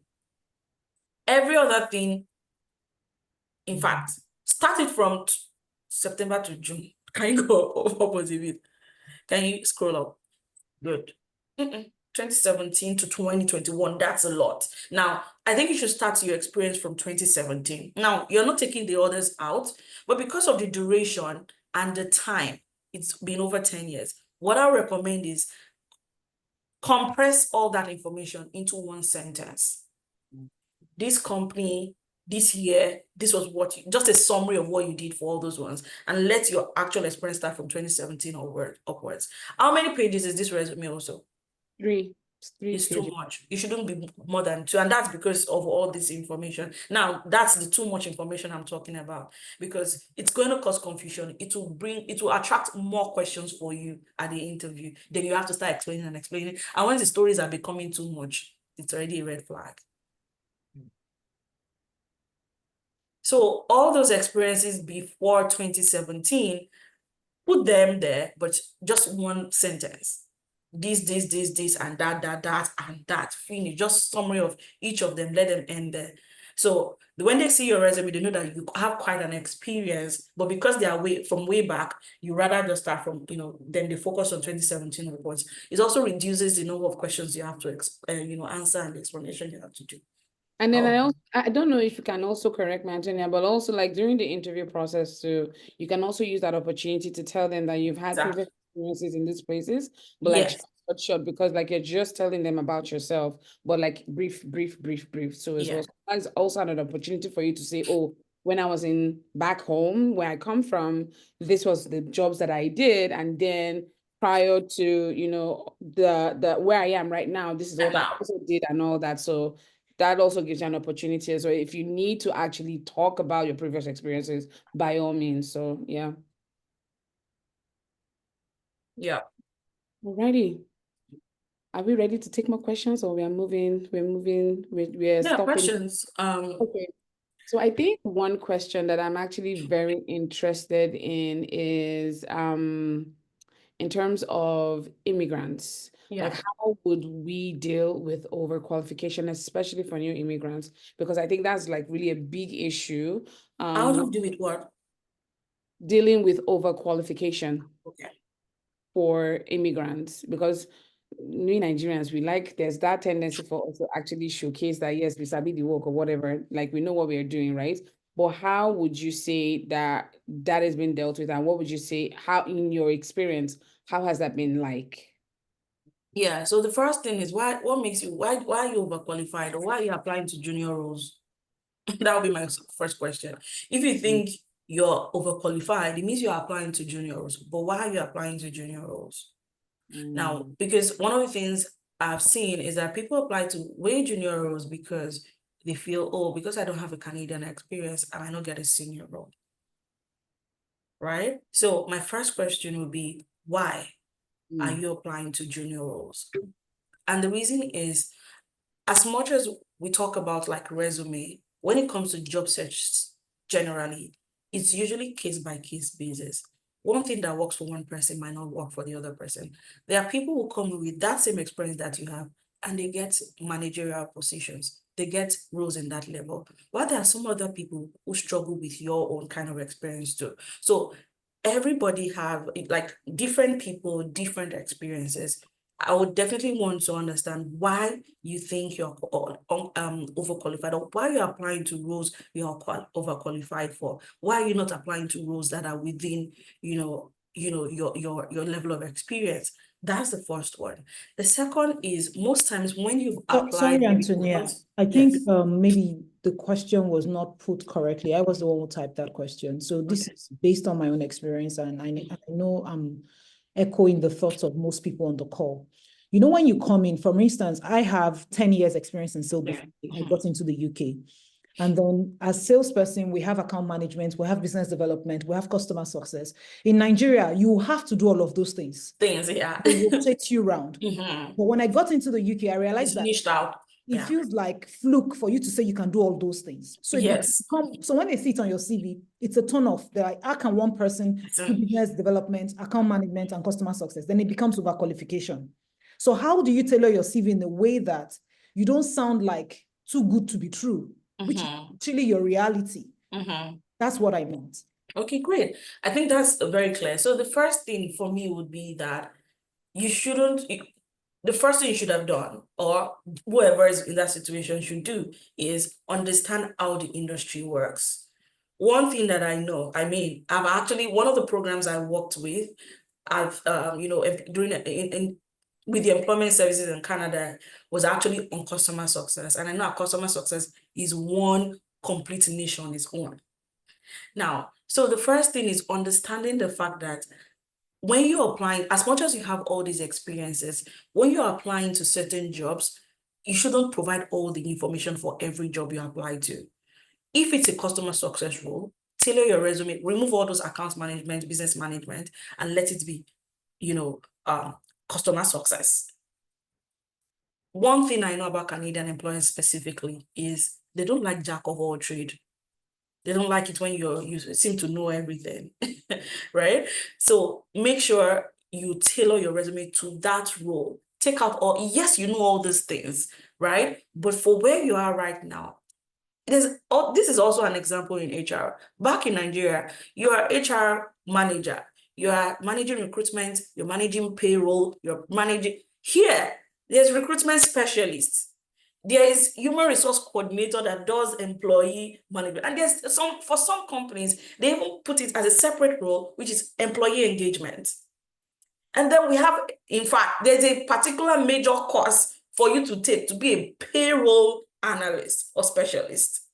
Now, coming from Nigeria, someone who has been doing all of that will feel, oh, I have all this experience and I put it in there.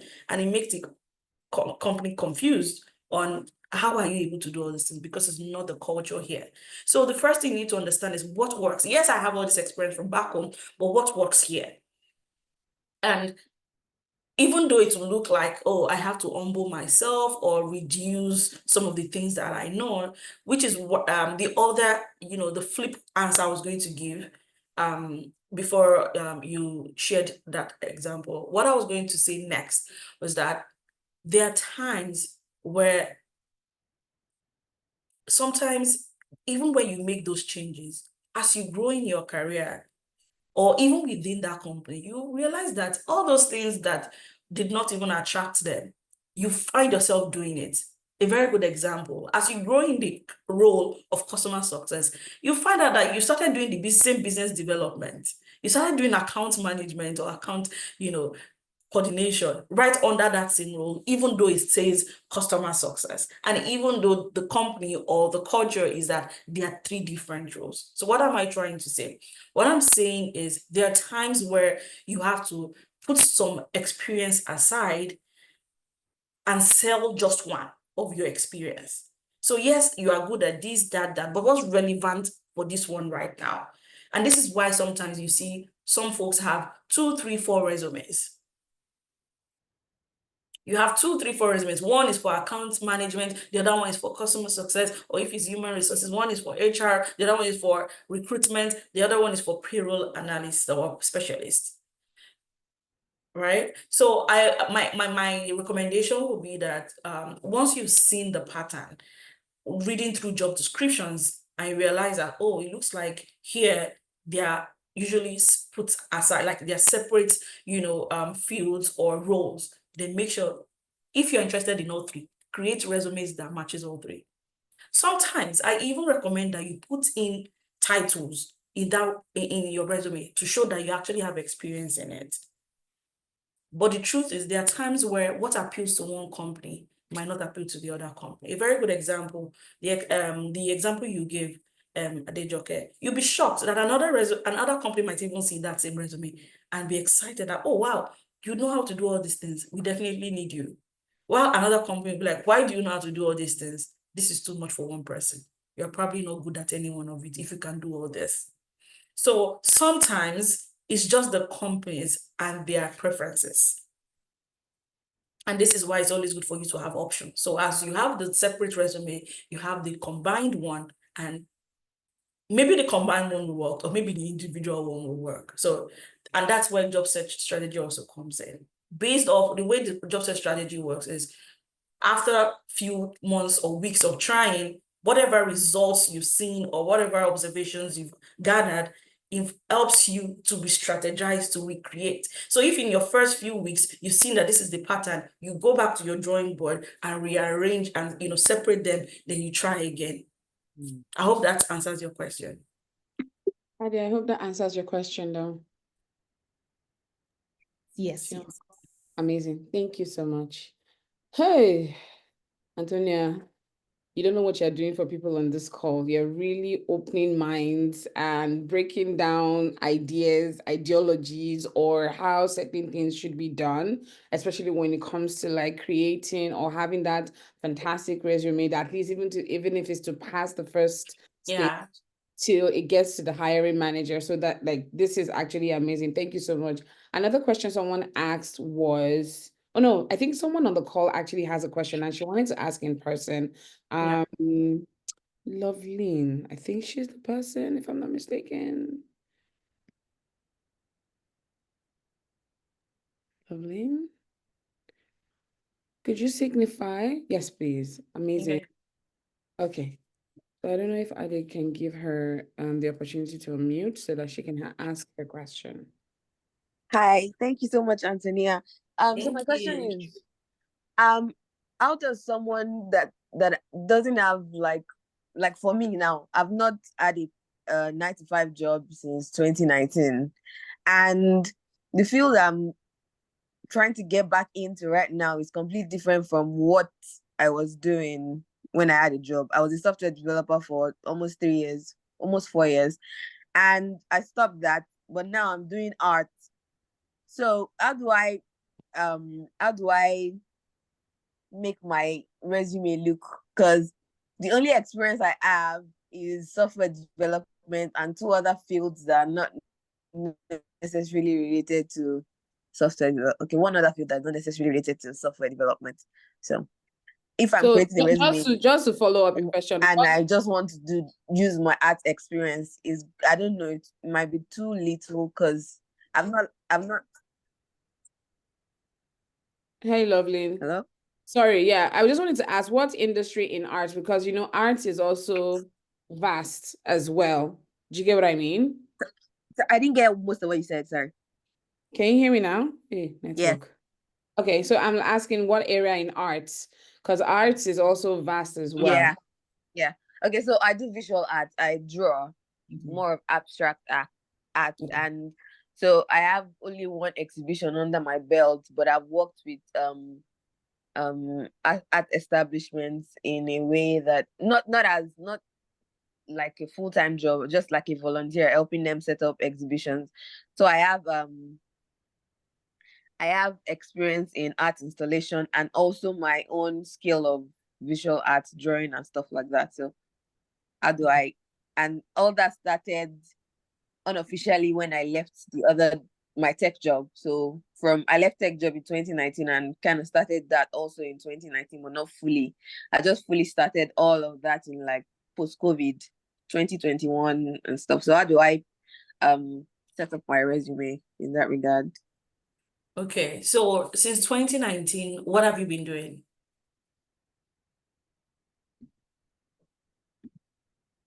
Can you clarify what you've been doing since 2019? I know you mentioned software and then art, but since 2019 till now, what have you been doing? Can you share that? Yeah, so since 2019, I haven't done anything that will count as like official professional work, right? I learned some skills sewing that I didn't use. I don't know, sewing cannot go on a resume. I don't think it can. I'm not trying to work in the fashion industry. That's the point. That's the point. Don't determine what can be on the resume. Just Okay. answer the question. What have you been Let me just list out since what I've 2019? Okay. So I learned sewing for a while. Tried to run like a t-shirt business. I've done art. I've volunteered at what's it called? An art center. Helping them with art installations. I've done my own exhibition, which was last year. I'm currently working on doing some other exhibitions. So those are things I've done. Are you joking? Didn't you just share like 10 experiences with me right now? Your problem is how to put it on paper. So exactly. firstly, I learned sewing too. So I can only tell you that sewing is an art. You need to be creative for you to sew, right? I remember when I was sharing the slides, I mentioned that sometimes you have experience, but they look so tiny to you and you think they're irrelevant. And there are other times that you might even know that this experience is good, but you might just not know how to put it down on paper. Now, even though you said you haven't done anything since 2019, everything you've mentioned here now is hard, right? What is left for you to do is what's the best way to put this down in a sentence? How do you describe this experience to match the kind of roles you're looking for? Now, you said you want to focus on heart, right? Now, I want to believe that there are certain skills that you acquired when you were learning how to sew. Maybe you learned pattern drafting, you learned how to cut, you learned, all of those things are, that's art now, right? One other confusion you might be having right now is, but it's not a company. What is the name of the shop? You learned it. What is the name of the shop? What is the name of the shop you learned it? That shop, I'm sure, even if it is beauty by something nice, it's an experience. In fact, I've worked with lots of people who have been entrepreneurs all their life and they want to go into 9 to 5. I'm like, what have you been doing? They say, I'm looking for a customer service job, or I'm looking for a project manager job. Okay, what have you been doing before now? I've been a makeup artist. It's not project you are managing with your makeup artist experience. That's project. So what is the name of your makeup studio or your makeup brand? Glams Forever. Project coordinator, Glams Forever Ltd or consulting or services. I liked your projects there. Thank you. Transferable skills. Yep. So what I think I mentioned this also when I was sharing is like, don't look down on any of your experience, especially when you're in a situation where you're not even sure of what you want to put in there. That's where the second one comes in. Put everything you can think of in there. Then when there's an actual job description, you can now tweak things around to match the jobs you want to apply to. Okay. If you're looking for customer service jobs, while you were learning how to sew, were you not serving the clients too of the person you were Yeah. it's not clients' clothes you were using to learn. It's these clients' clothes. So it's also client servicing.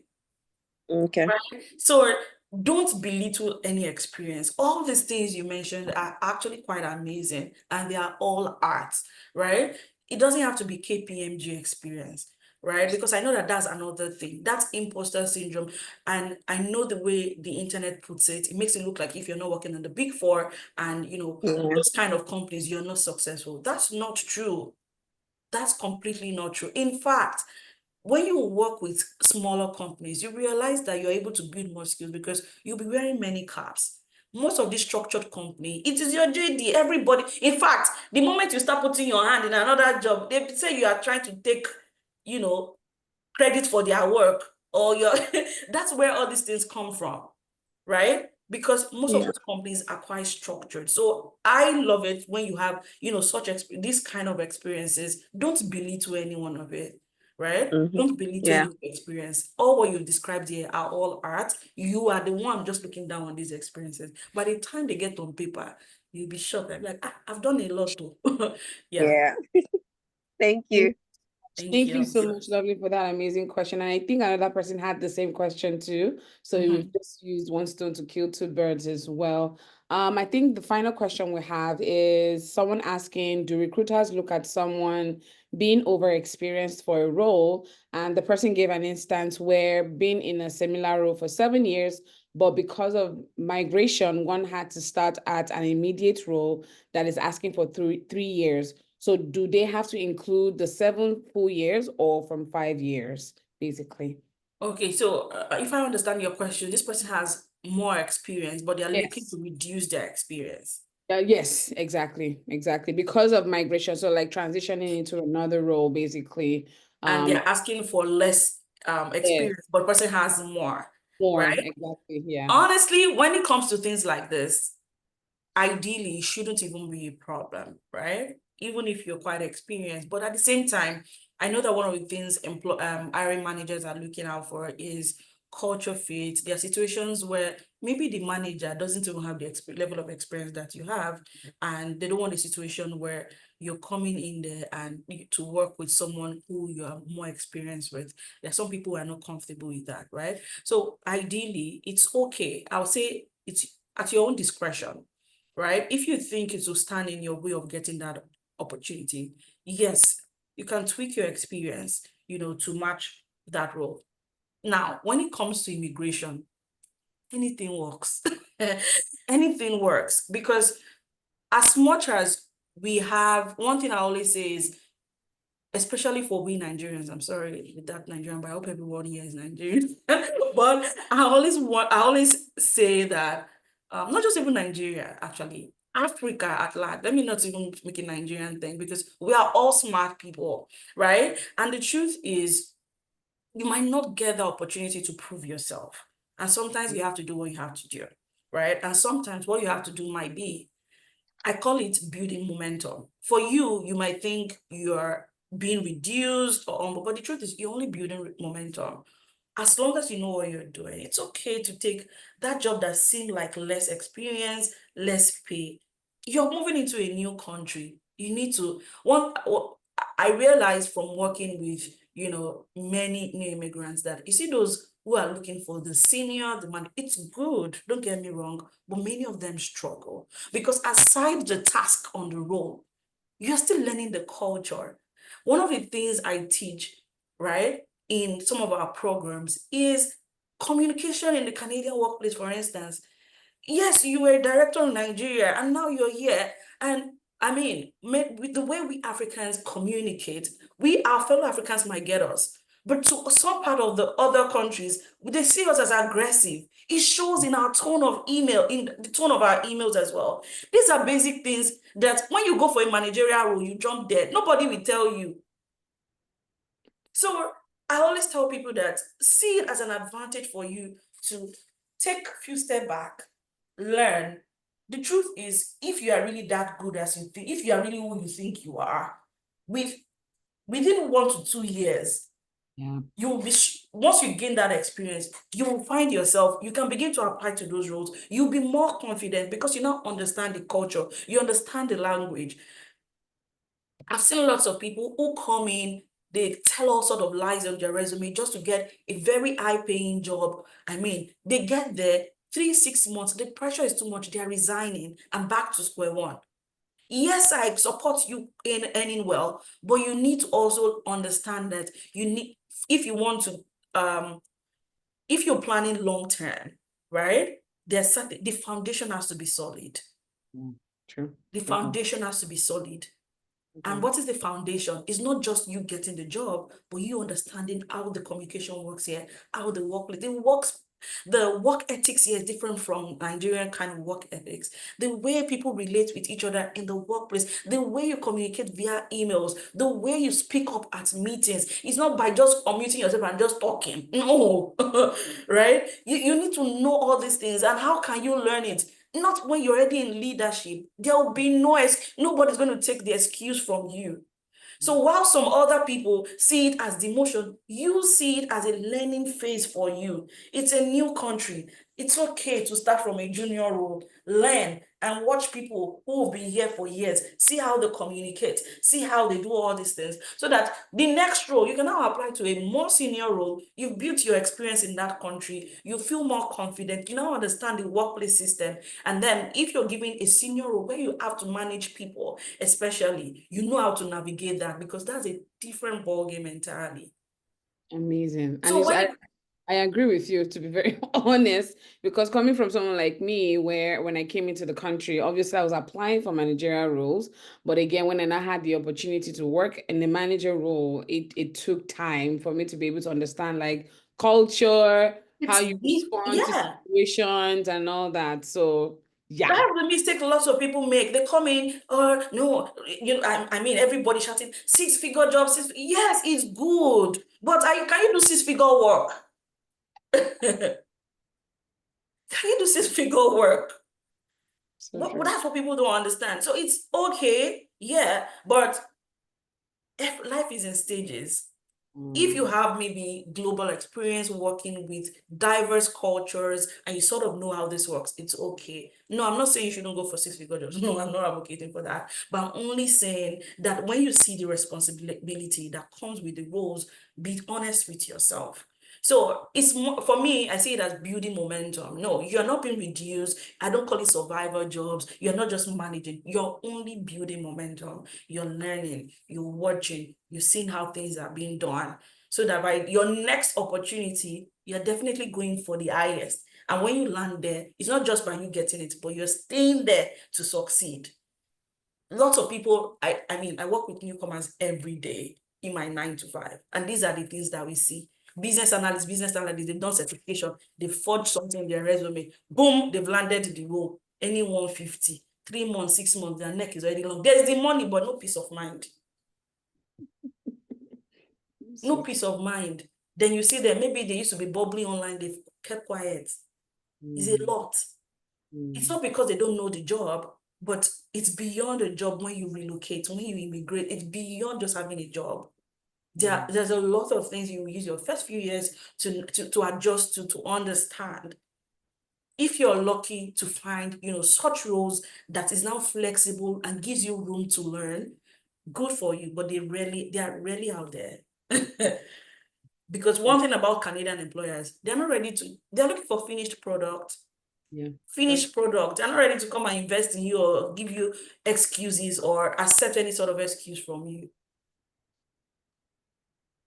True talk. Thank you so much. I did not, No, you I didn't jump out of the scope of that person's question. No, you hit the nail on the head. Like it's very, very important that, at least, especially as a new immigrant into a new country, take the time to understand the culture, take the time to get settled first before you now start pushing yourself out there, because by the time you go there, you are setting yourself up for failure. And by the time they start treating you in a certain type of way, you know, your emotions begin to go on the rise. You begin to be like, oh, should I have done this? Should I have? Exactly. I know people will resign, like they are Yes. well paid, but the pressure was just too much. They had to, either because they sent an email and someone was like, oh, you were rude, and they're looking for, how is this email rude? Well, what you wrote is not about the tone.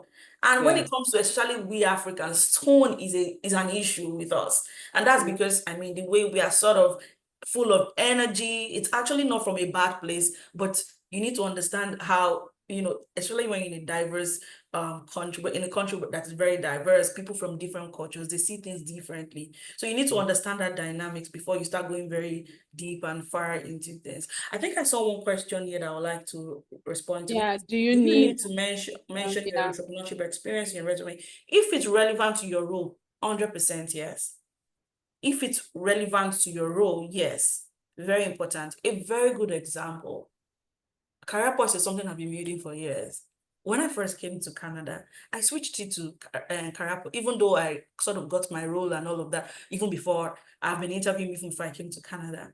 But one thing I even do till now, there are times I put Career Pulse as part of my, I mean, it's my experience. And there are situations where I don't even want to include it. It's my own entrepreneurship experience, mind you. But if there are situations where maybe they're asking me certain questions, or maybe the role requires certain things that in my previous roles, I haven't done them, but I've done them through Career Points. I include Career Points in it. And there are times that I don't want, the role requires me to do things that I already do with Career Points. I don't want to put it in there that, oh, I'm the founder of something very similar, because that would be conflict of interest. Yeah. So yes, entrepreneurship definitely works. Okay. Another question I saw here was someone who said, I think I responded to it in the chat, but I would like to, if there's no feedback from an application, how do yes, that one. You know, the person answered, you know, that was not God, how we did. No. So one thing is, I always say that there's a science to resume writing. When you apply to jobs with your resume, if you're not getting any response, there's something wrong with your resume. If you're applying, you're getting interviews, and you're not going past the first stage, there's something definitely wrong with your interview skills. If you're going past the first stage and you don't exceed like the second or third stage, you need to learn how to answer behavioral questions. If you pass through all those stages and you're not getting the offer, that is where fasting and prayer has to come in. Why? Preference. Preference in the sense that you've done well, but it was probably you and one other person, and they had to make a choice. True. Why was it not you? Maybe Yes. they smile enough. Maybe just one person and they're biased, and you just went, I've had it could even be that maybe someone from where you come from, it has worked with them in the past and the person was terrible. And they just remember again that the last Nigerian we hired was a terrible person. These people, they have a pattern like that. I currently know an organization that I used to share my client's resume with. They recently told me that they've stopped hiring Nigerians because all the Nigerians, if 90% of the Nigerians they've hired, they've had to fire them or lay them off because they are never serious with their jobs. So okay, I think also some people are not applying enough. They do 5 applications per week. That's funny. 5 applications, no, it means you are not even searching for a job. You are not in the job market. Anybody that's applying for 5 jobs is not in the job at all. Anyways, I hope I've been able to answer all the questions. Yes, you have. Thank you so much. Please, if you guys can just say thank you to Anthonia on the chat. She has been amazing. She has, oh my goodness, like I haven't actually seen someone who's been able to like break down so much information like this. Thank you. Thank you so it's much. what I do every day, so I think that's why it comes easy to me.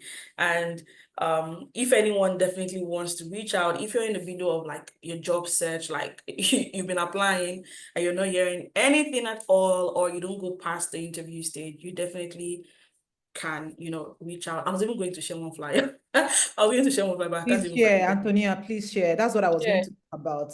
because Anthonia is doing this for us free.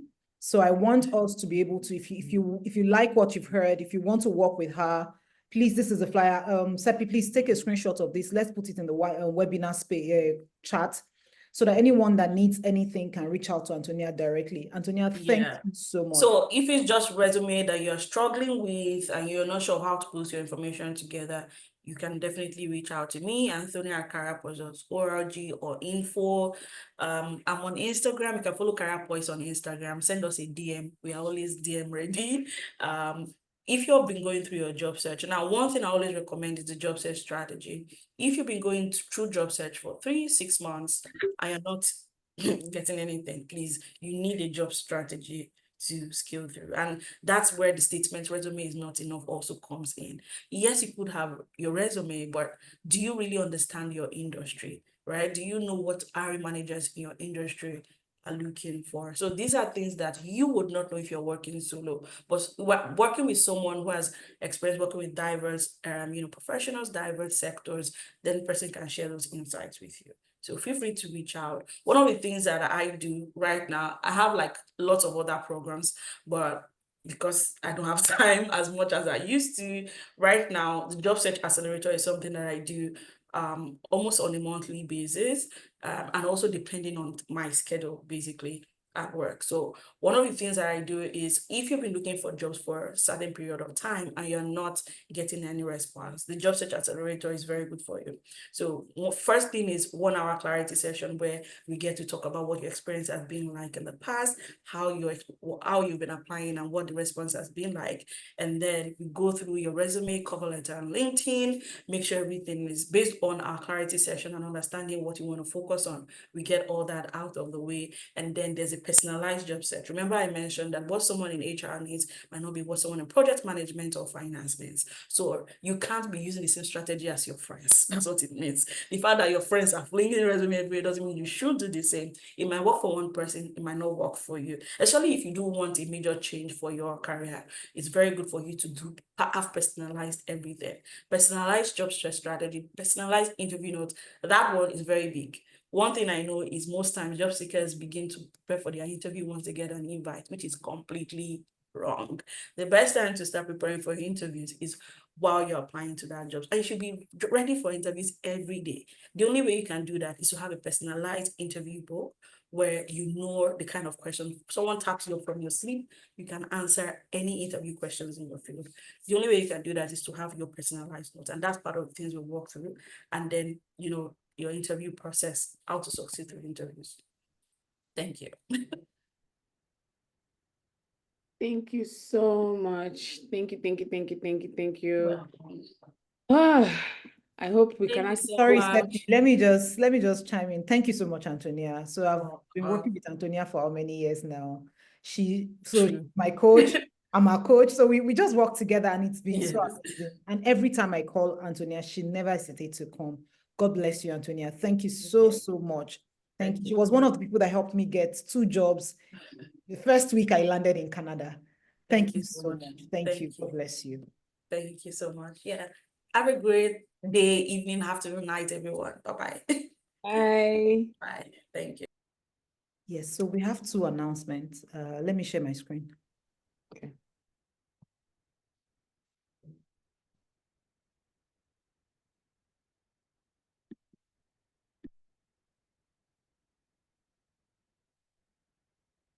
We can't hear you now.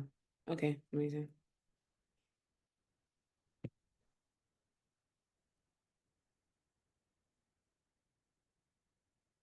Yes, so thank you everyone for staying. We are so grateful. The next one is going to happen on the 3rd of November, Networking for Success.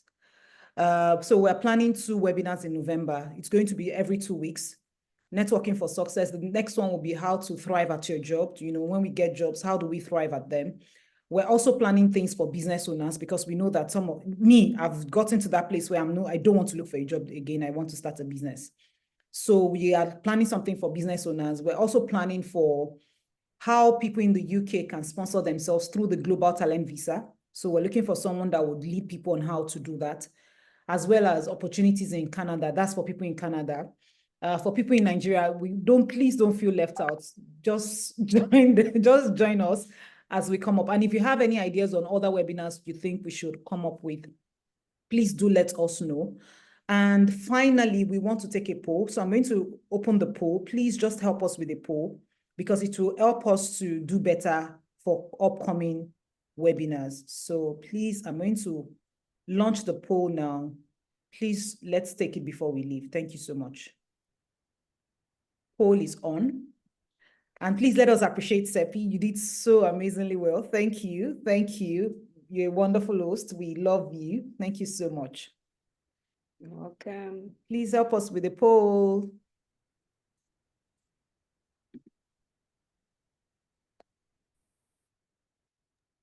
I'm clicking, but it's not working. Or...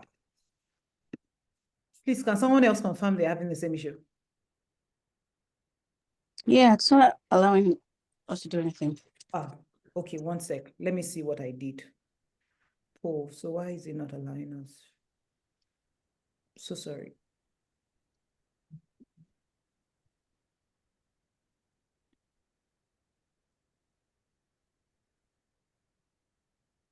Oh, someone says I was almost done. I'm sorry. So that means I'm relaunching it. So please confirm if you're able to do it. Sorry. I'm so sorry. For those that are able to do it, just give us a smiley in the chat so that we're sure that it's just a few people that are having that challenge. Seppi, are you able to work with the poll? Okay, Bioko, you might not be able to, you're host. Exactly. I wanted to make caller host. So if you're host, don't bother. Just share with us. It's actually been launched. So I've figured out that there's a QR code that we're supposed to scan. Is that what we're supposed to scan to do the poll? Depends on what you're seeing. So you can get the QR code. You can also just click your answers right there. Done. So yeah, we're getting some responses already.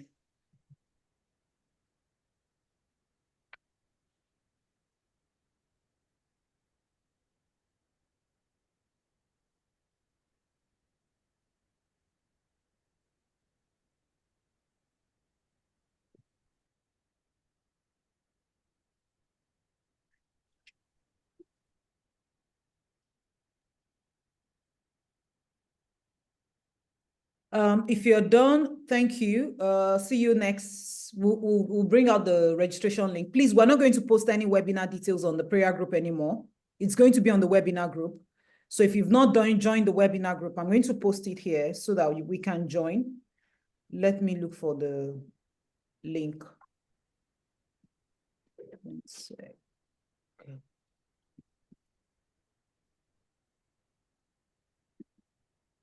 And you can actually invite other people, whether they're in the prayer group or not, because this is something we want to do to help as many people get their jobs or opportunities that they're looking for.